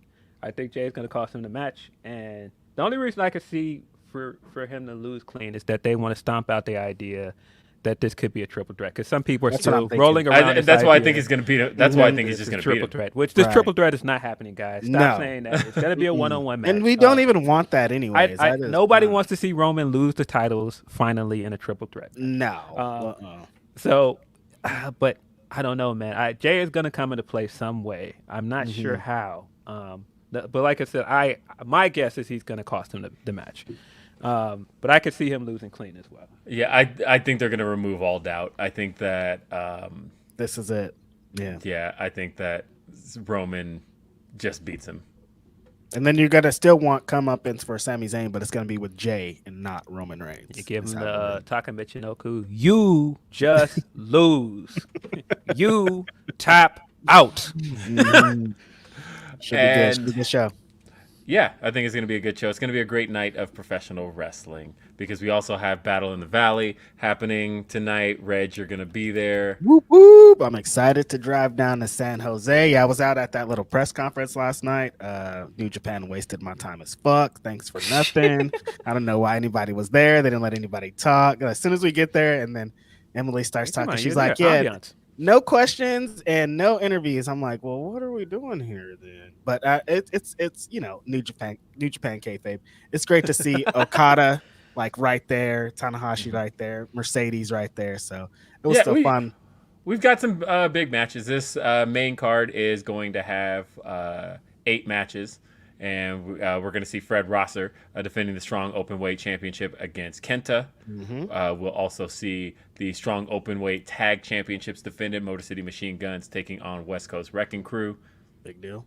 In a big deal match, loser leaves New Japan Pro Wrestling. It's going to be Jay White going one-on-one with Eddie Kingston. What's gonna happen there? I thought that was the best thing from the press conference was Eddie running down everything he knew about New Japan's history and going, no, this means more to me than it means to Jay. And I feel like that's pretty much the story. It's really the story from both matches. His loser leaves Japan match and this match is that you've got guys that are kind of new to the New Japan ecosystem and they want it more. And Jay's on his way out and they're just like, nah, he doesn't care about this anymore. Mm-hmm. And so I think Jay is absolutely taking his loss. Yeah, and he is heading off to 1000%. the Fed or wherever he goes. Mm-hmm. I think so. In the Filthy Rules fight, Tom Lawler takes on Homicide. Homicide and Eddie Kingston, same show. Yeah, good shit.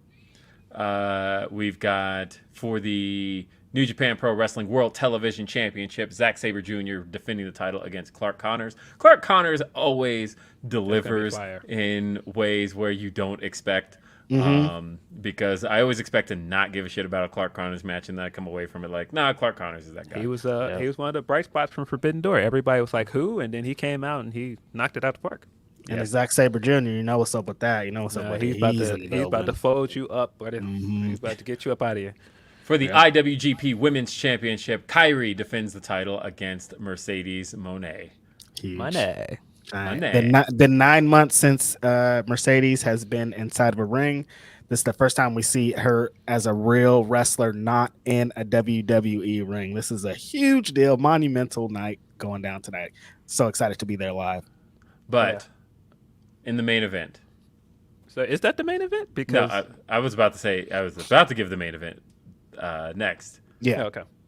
Because I was going to say in the main event on U.S. soil, we are going to see Kazuchika Okada defend the IWGP World Heavyweight Championship against Hiroshi Tanahashi. Okada's winning here. Yeah, definitely. Tanahashi away. This is just a great little moment. Swan Song, New Japan. Great way to kind of reestablish themselves with the new format of Strong What's Going On, having one of the greatest rivalries in New Japan history as the main event. So there is some great history here because, as I pointed out last week with New Beginnings, Tanahashi said that he's the same age that Keiji Muto was the year that he passed the torch to him, and he felt like he still got something left. He still can be champion again. And so I do like the story behind Tanahashi trying to make his climb back to the top of the company, but Okada is definitely going to beat him. Yeah. This is only purchasable via Fight, correct? This is not a New Japan World. No. Yeah. Most of the American shows are on Fight. You got that's what I thought. And shout out to Mercedes because this is the first time I have been offered the chance to cover a New Japan show for Bleacher Report, which I'm super excited about. If you guys know me, I am a big New Japan guy, and so I'm like, not having the right WWE stuff for this weekend. Not saying I don't want to cover Elimination Chamber because I am covering both, but man, every time there's a New Japan event, I'm just like, man, y'all can't slide me something. Let your boy in there. Yes. So I'm super excited about being able to cover New Japan. Yes. Well, on the final topic, speaking of New Japan Pro Wrestling, we kind of talked about it a little bit, but we haven't talked about the full story. Fightful Select had a story yesterday reporting on Kenny Omega's contract situation and the fact that WWE is after him. I don't like it. So Kenny Omega, of course, signed his contract first week of February of 2019. Signed a 4-year deal. And if I remember correctly, I don't think there was an option on his deal. But as far as the timing is concerned, there is the belief that he will have time added to his contract due to having missed nearly a year due to his injury. WWE, on the other hand, is of the belief that they can get him.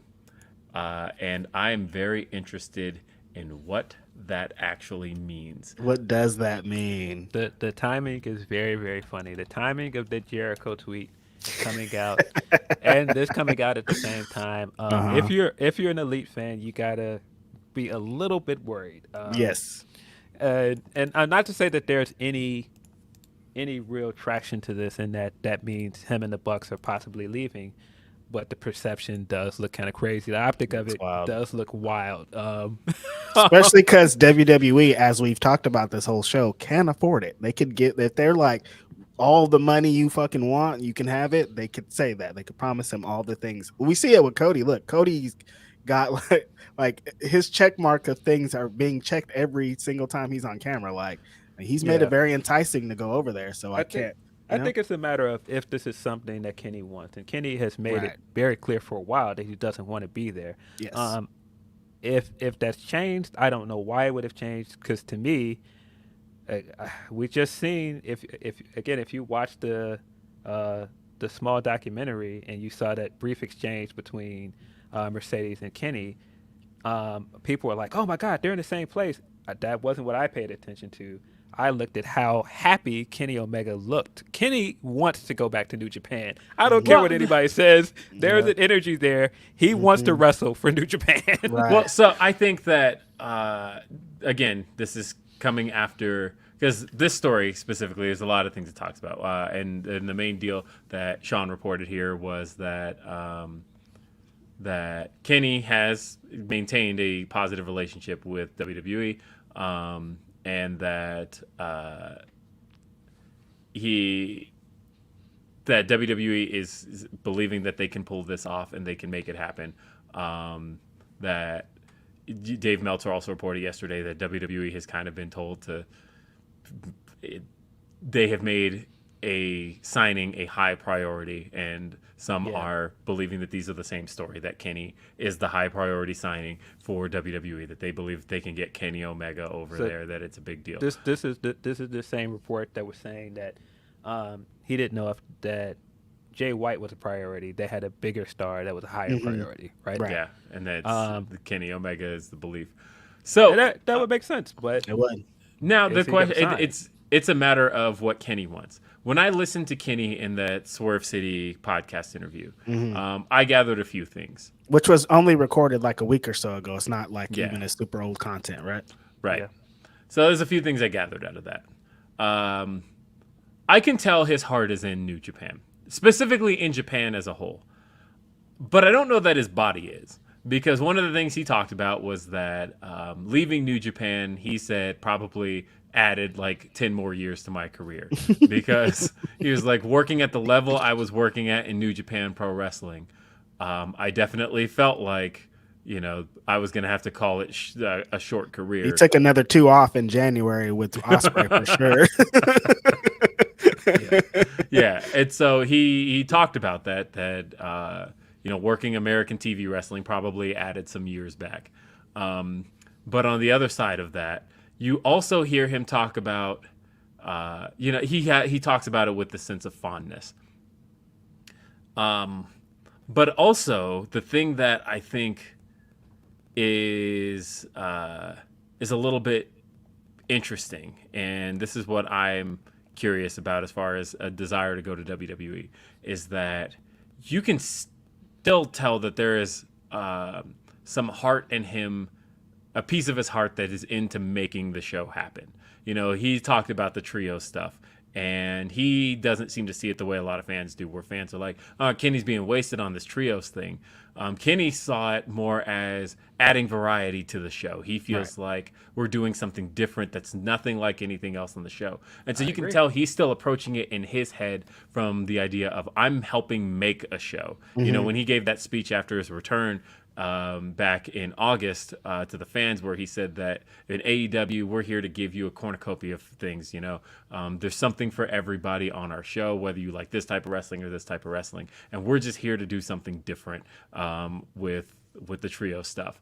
And so I think it's interesting. It's kind of a different thing than like Cody was pitching, because Cody was doing that in AEW, right? But he's like, I want to be WWE champion. And like, that's my end goal. And Kenny Omega is more like, I'll be champion, but I also want to help out with every single thing and add a different element than just being like, he doesn't want to just go to WWE as Kenny Omega the wrestler. And I think that's kind of what happened to Cody, is Cody just came over as Cody Rhodes the wrestler, not like Cody Rhodes. Well, Cody told you he didn't want to be in management. Yeah, exactly. And so that it's one of those things. Is that what Kenny's willing to give up? Is that what he wants to give up? Because he also talks with some extreme fondness for, like, you guys have to watch the interview, like the way he's talking about bringing Joshi talent over, the way he talked about we brought in and how proud of the Joshi talent he is, the way he talks about Riho and how Rio's much coming back soon, by the way. Yeah, Very next week. about that. But yeah, the way he talks about his fondness for what she brings to the table and his disgust for how certain fans have treated her. And I can tell he feels very strongly about that side of things, because he's like, the idea that people see her as a schoolgirl and things like that, whereas they would have no problem with somebody like Rey Mysterio, who's facing bigger talent and is much smaller than the rest of them. And that's what he was always hoping that Riho was going to bring to the table, but people just can't seem to wrap their heads around that. The AEW fan base does, but the people who are the biggest critics of it bring issues and talked about the racism, all of that stuff. And I feel like that's something he's still a big fighter and advocate for. And so I don't know. It all depends, because the thing that WWE can and will offer him, of course, is probably some pretty big star treatment. They will probably bring him in looking like AJ Styles. Is that what he's after? I don't know. He doesn't seem to be all that into the idea of himself as this star, whereas like I could see that Cody very much still had that drive in him. Right. I don't know what but WWE believes they can get him, but it all depends on what he's after. Shit, man. These contracts. See, I think Kenny is probably going to stay put, if I had to guess. I would think so. Yeah, because I think he still wants to do stuff with New Japan, and I think AEW offers him the ability to do that. I think if anybody... It's in his contract, by the way, that no matter what relationship AEW has with New Japan, Kenny Omega can work New Japan. Yeah, I think if anybody that's out there that's going to be a free agent now is probably going to go to WWE, it's probably Jay White. And I think that Jay White fits there right now more than Kenny would. And not to say that, if you had the option to pick Jay White or Kenny Omega, of course you pick Kenny Omega. But I don't know. I think right now Jay White fits there more than he would fit with AEW, because I feel like AEW is safe for him. If he still wants to do everything he's been doing for the past few years and do the Switchblade stuff and go into the feud that he's been building with other guys, AEW is the spot for him. But if he wants to do something different, and I sat and watched that guy on Renee's podcast a few months ago talk about how the thing that got him into wrestling was going to WrestleMania. I think he's going to WWE. That brother's going to WWE. I think that's where this is leading with him. Kenny, I think, like I said, it's just a matter of what it is that he actually wants. My gut feeling is he's not going anywhere, but like I said, boy, the last few years of stuff changes everything, because we didn't think Cody would ever leave at one point. And we certainly didn't believe that CM Punk would do a press conference that would then rub a bunch of people the wrong way and have people, questioning whether, Who would have thunk it? I wouldn't have guessed any of that. So I don't know. Like I said, things change really quickly. You know what is interesting, though? One of the things that Kenny talked about, and I'm curious how this is going to be seen, is that he talked about a lot of fondness for that first year of AEW. And that... there was the big criticism at the end of 2019 that there were maybe too many cooks in the kitchen, and that was when Tony Khan took the reins back. But Kenny kind of felt like, having that many cooks in the kitchen, he thought was bringing some great ideas from various different places. And I think that's kind of still how things should be handled in a sense. I think you need one booker to kind of be like, the buck stops with me, because I think one of the issues was that a lot of stuff was looking the same. Like, sometimes those guys did have the same ideas, and being able to run them on the show, it's like, hey, wasn't that the same ending to a match we saw like 2 matches ago? And so you do need that filter to be able to stop and go, listen, don't, this is what's happening here. So you guys, that's off limits here. But at the same time, like, he did speak with that with fondness. He was like, we were kind of doing our thing. So I don't know what the future holds as far as that's concerned. I'm curious what WWE is going to offer him, because I don't think he takes any deal that restricts him from working New Japan. But if New Japan is in a relationship with AEW that prevents WWE talent from working with them, like, the people keep bringing up the Carl Anderson thing. That was a match he had in place before he signed that deal, and he's not going to get to go back now. That's not. They didn't promote him as WWE's Carl Anderson. This was, hey, Carl Anderson's still the never openweight champion. And so there's no deal Kenny takes that prevents him from working there. That's how I feel about it. Yeah, I agree. Which, by the way, the other thing that I predicted, did you guys see that report that came out that after that, AJ Styles was definitely in talks to walking him down the ring until he got injured. So I was actually right about that. People that were trying to call me crazy. Right. I was like, I could see it, but people were like, no, never happening. He was actually in talks to do it. It's just he ended up getting injured, and that's what changed it. But again, I don't see WWE playing ball like that with AEW or New Japan, and so if he wants to still do New Japan stuff, I don't see him going anywhere. Right. But it's just a matter of what it is he wants to do. I don't know that. Oh, go ahead. Sorry. Like I said, as far as who out there looks like they are more interested in just fitting into the WWE system and being here in America, I think that's Jay White. Mm-hmm. Yeah. As far as Kenny's concerned, and maybe I'll have egg on my face after this statement, but like, I feel like his heart's in Japan, but I think when I said his body doesn't seem like it, I think that's really the case. And I wonder if he doesn't see himself in New Japan on a permanent basis, but on a basis where he can work on occasion, I think is probably what he wants to do. I think that when he talks about these trios matches, he's speaking with them with a whole lot of fondness, because he's like, look, it's something different on the show. It's not like anything you've ever seen. It's a giant circus that the crowd is that drives them wild, and like, that seems to be something he's enjoying doing. Yeah, I feel like when you think about what the Elite were in New Japan as well, the thing that really caught on and got us into the Elite was the six-man stuff that they were doing. It was them coming out and doing goofy stuff, like coming out dressed like Aladdin and Princess Jasmine and all this stuff in those big multi-man matches. So I feel like this is what they envision doing in America, because that's really the most fun it seems like he has wrestling sometimes. And so I never understood why people are like the trio stuff is a waste of time, because I do feel like it's something special about seeing those three guys wrestle together. Are you kidding me? I still pop when they come out to Wayward Son and do the big It's actually, look, I honestly never cared for that song, but I do care for it as a wrestling entrance. I think it's great. I think so I just think them as a trio is fun to watch. I don't know why people are so down on the trio stuff. I don't know. I mean, because it's not something they're used to, because it's never been done on American TV. And but also, I think history is going to be really kind to it, I think. Yeah, but also people that are like, just split this trio up and have Kenny wrestle singles matches. It's like, yeah, but I do think that there is an appeal to him wrestling as a trios wrestler as well. I don't think it's a waste of him at all. But I don't know. We're going to have to wait and see on this whole thing. I do think, like I said, that Jericho tweet did change a lot of what I was thinking before, because I'm just like, I don't know what to make of this, man. It could be just a nothing thing, and he just didn't really see it as her coming back. I mean, him coming back. I don't know. I think ultimately it ends with CM Punk coming back. But all right. Either way, we gotta. Punk will never wrestle here again. I'll make sure of it. All right, CJ.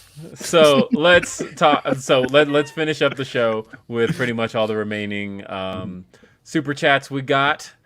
Jake Salazar, back on the topic of the Super Bowl, said, "What about that face mask on Jalen Hurts' fumble that wasn't called, Philip?"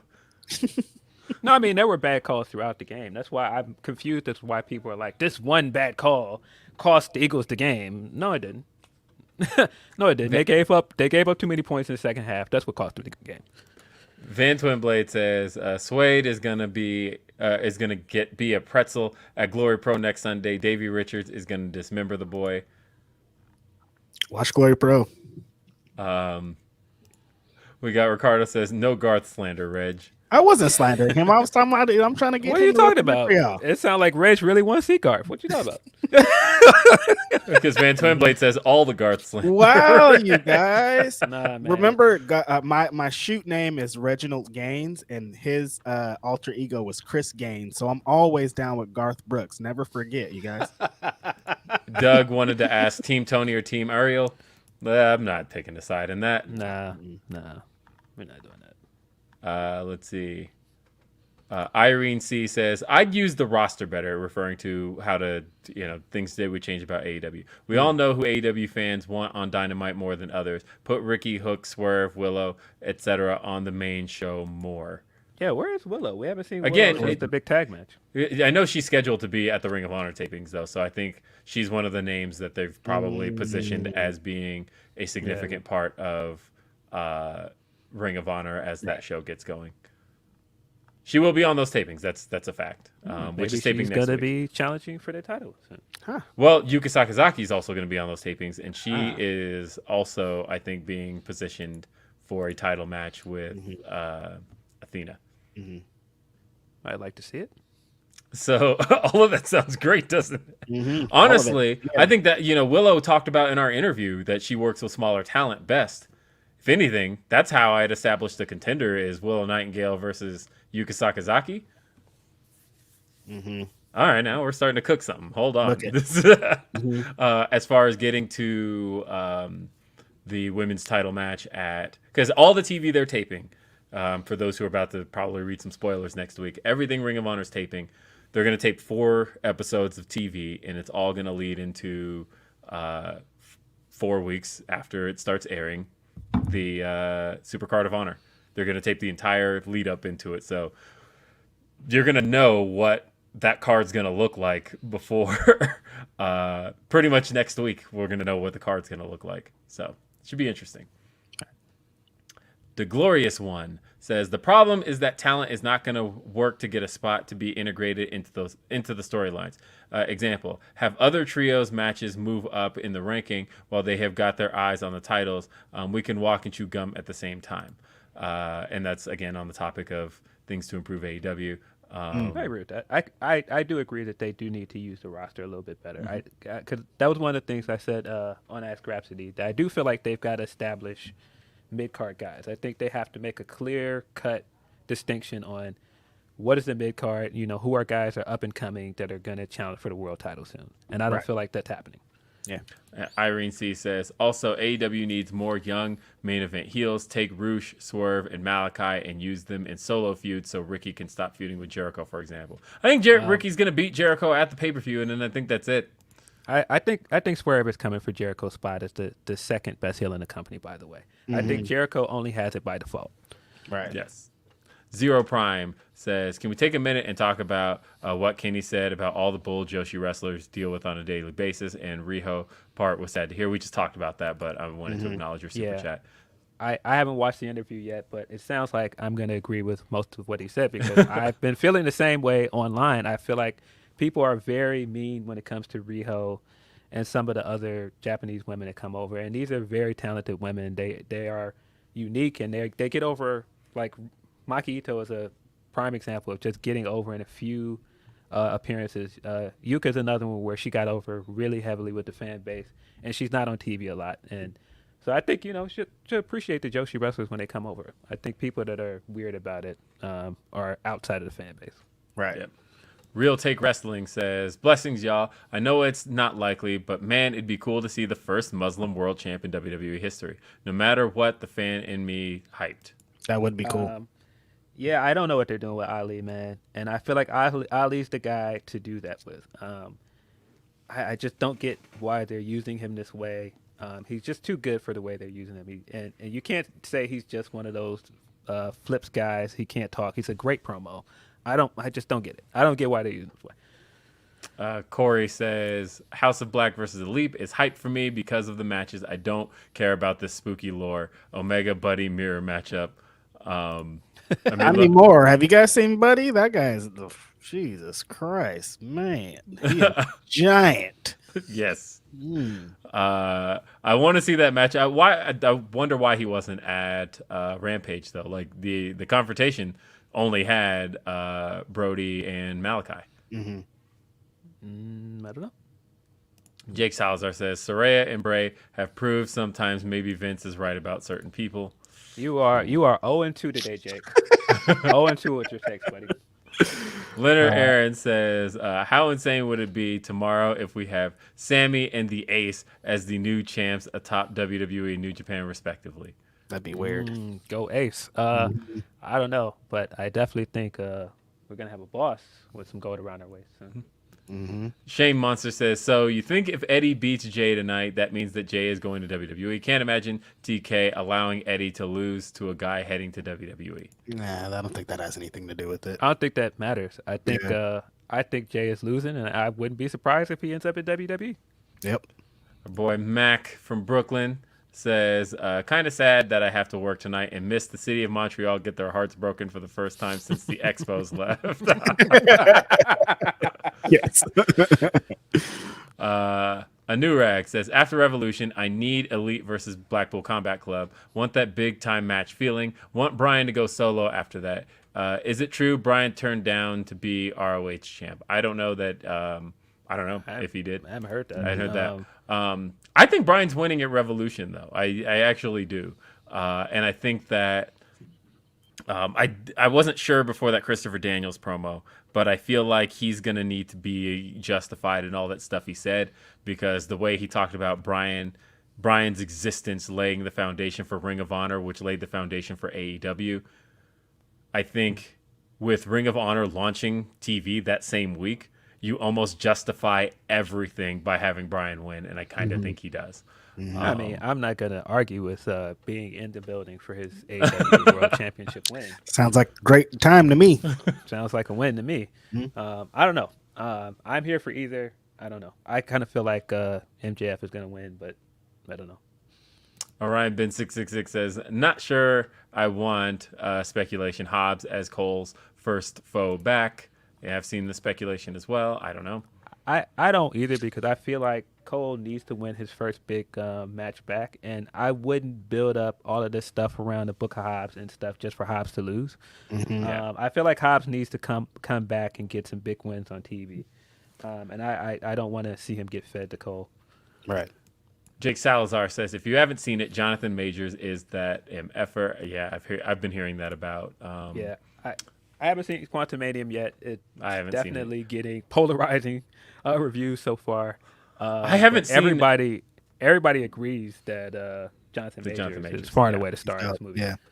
I haven't seen any Ant-Man movie in theaters. I managed to watch them all at home, and I thought this was going to be the first. Probably not. I will just wait. I'm probably going just for Jonathan Majors, man. I'll just watch it on Disney Plus in a couple months. Come on, man. I want to see Kang on the big screen stomping somebody out, man. Let's see. Ravon F2 says, I'm old enough to remember Dustin's debut as the Natural. He still has the best power slam. He does. Call him Natural. I remember as a kid, I don't remember his debut, but because it was, 88? I was born in 87.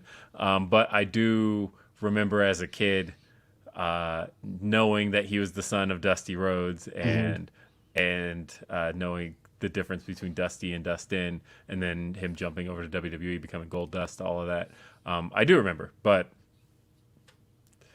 Steph, the writer, says, I need them to give Jade credible challengers, then build her to the world title. She's saying the same thing, that she wants some credible challengers. I can't help but wonder. I think she's ready. Yeah.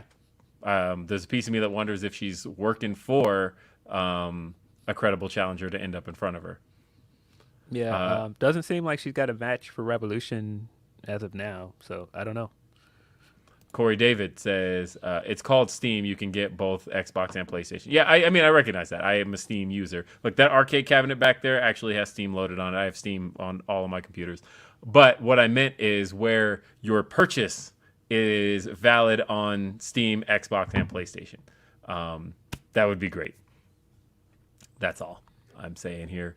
Mike from Indeed says, happy Saturday. Whether it's Chamber, Battle in the Valley, or one of the crazy indie shows on tonight, I hope everyone has a great night enjoying all this wrestling. Shout out to Mike. That's my homie. You guys watch Indeed. We're on Fightful Overbooked every Thursday after Ask Grapsody. If Ask Grapsody is that week. If not, then at the same time as Ask Grapsody. So, yeah. Yes. Let's see. Scrolling a bunch more because there's scrolling through all the Ariel Helwani stuff because we already talked about Ariel, that. We're moving on. Let's see. We got the who do you think will face Cole at Revolution? Yeah, I mean, I think, a lot of people are focused on the chapter thing he mentioned, so that's why everybody's like, okay, it's got to be Hobbs, which would be a good one. It would like Hobbs because I think Cole couldn't afford. I know he probably shouldn't, but he couldn't afford to lose on his, coming back because he's been out. He's rusty. Blah blah blah. They could tell a story with it. Yeah. Oh my God, Twitter is going to be horrible if he comes back and loses. Yeah, I know. Yeah. I wouldn't mind. I mean, like, if we're doing a farewell tour, I think that it would be right for, like somebody mentioned last week, and now the idea has been stuck in my head, for Jay White to close out that chapter because, Adam Cole's last match was with Jay White. That's where he got the concussion, and Jay White pinned him. I think to kind of tie up all that Bullet Club stuff with Adam Cole, all of that would be the place I would do it. Yeah, I think that match makes a lot of sense, and I think that would make a lot of sense for him to come in and lose to Adam Cole, because Adam Cole never really got comeuppance for any of that stuff either. Yeah, because Jay White technically betrayed him. Yes, I feel like that would be like the last thing Jay White could probably come out and do and put over Adam Cole.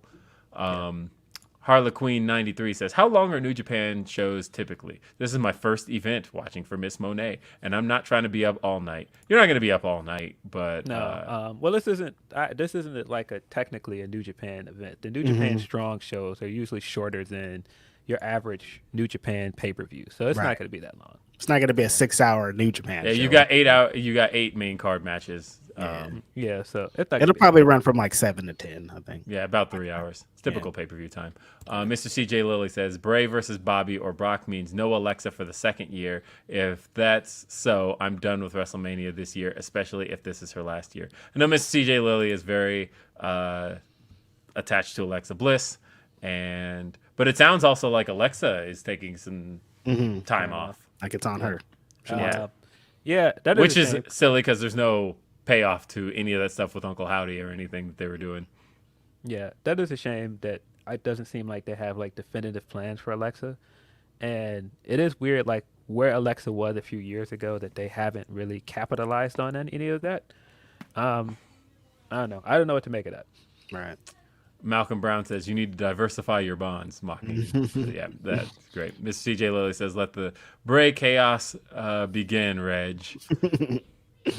And Miss CJ Lilly also says, when will Alexa Bliss and Bayley get their WrestleMania moments? As they always seem to miss / have bad WrestleMania spots, either loses / other things. Bayley got to get the win in that 4-way at WrestleMania 33. And Charlotte. Yeah, pin Charlotte. Not a lot of people get to pin Charlotte at WrestleMania, man. Right. She shouldn't have won. She shouldn't have won the title that soon, though. That was the issue I had. I think they just should have held off till WrestleMania and given her the win that night. That build was very weird. Very weird. That was a very strange build. And then they went on to shit the bed with Bayley after that. iChurch Pastor says, hey, brothers, hope all is well. Any speculation on Tony's big announcement? I wish I knew. Yeah. I don't know. Like I said, if I had to guess, I think it's the UK stuff.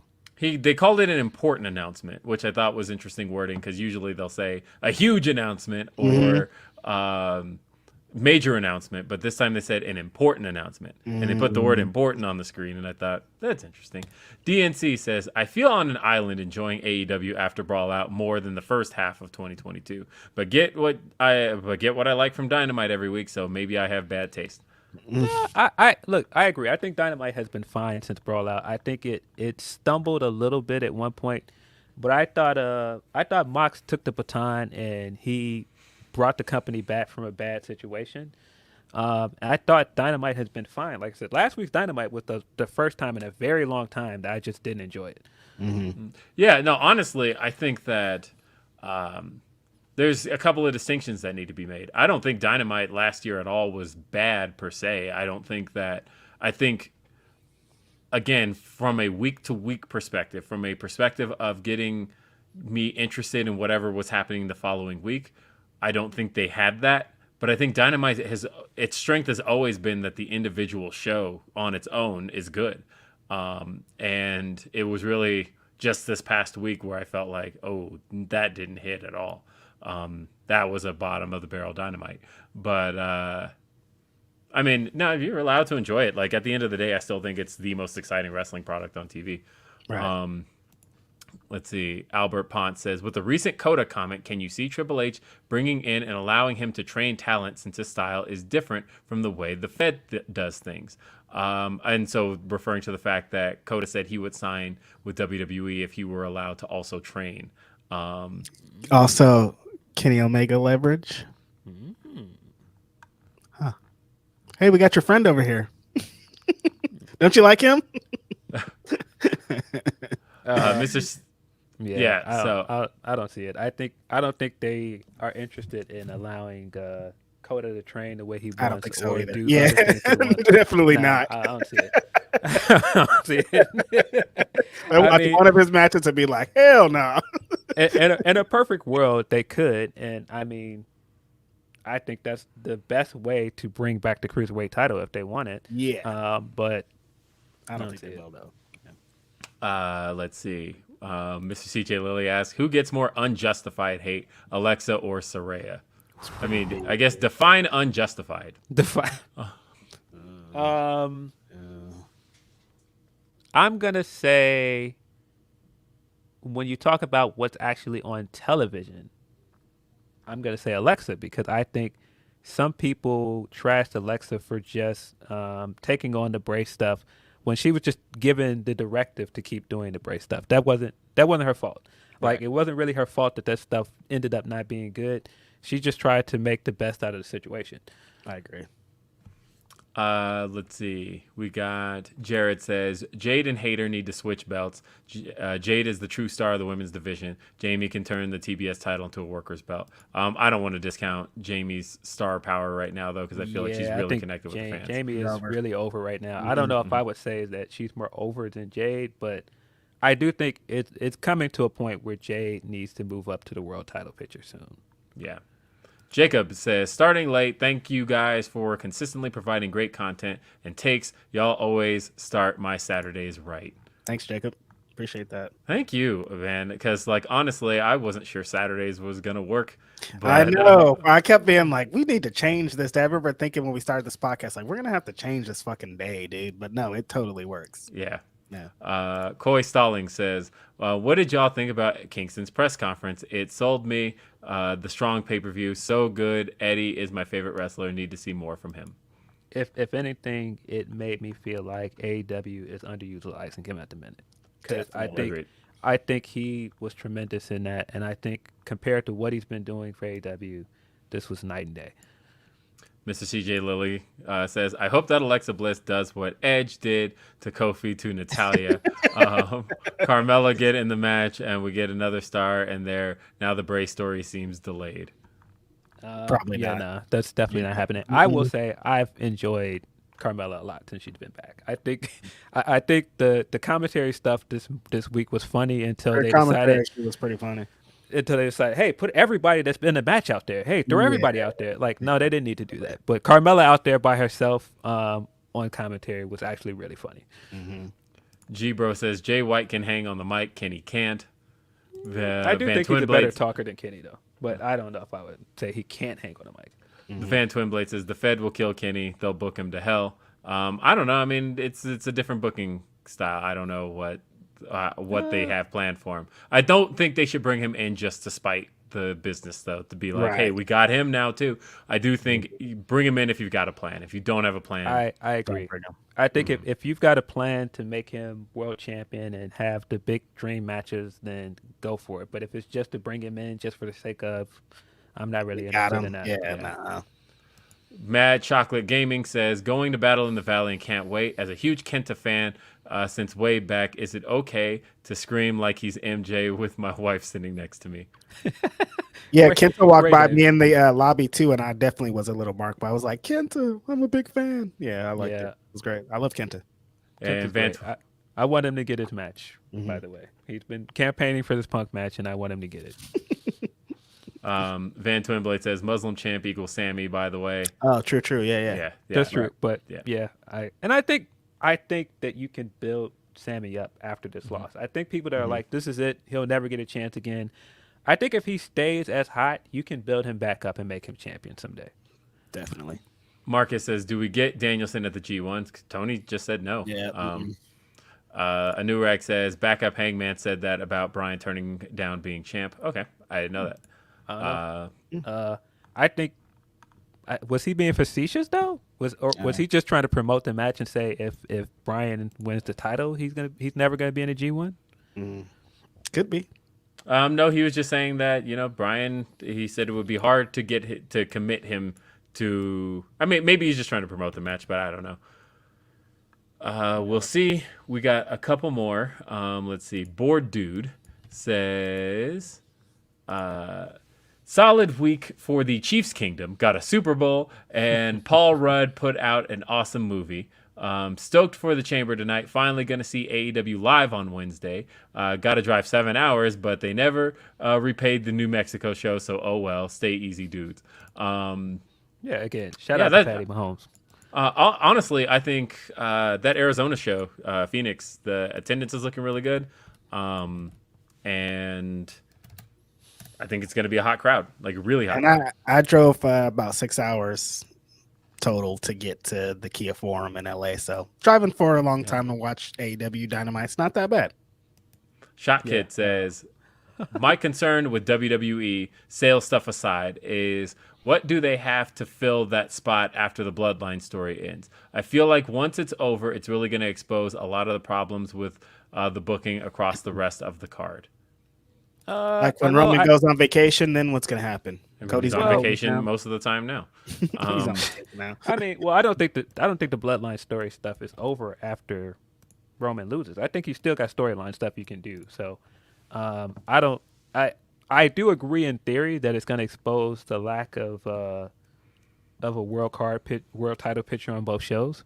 But I do think they still got Bloodline stuff that they can go back to. They're going to still have a bunch of stuff to wrap up. They're still going to try to book this Rock match, even though he doesn't want it at all. But they're still going to like. I don't think when Roman loses that the Uso thing is going to be wrapped up the same night. Like they're still going to have to tell a bunch. You still got storylines. I think of the NXT call ups, I think they've done the best job with Solo Sikoa than anybody in a long time.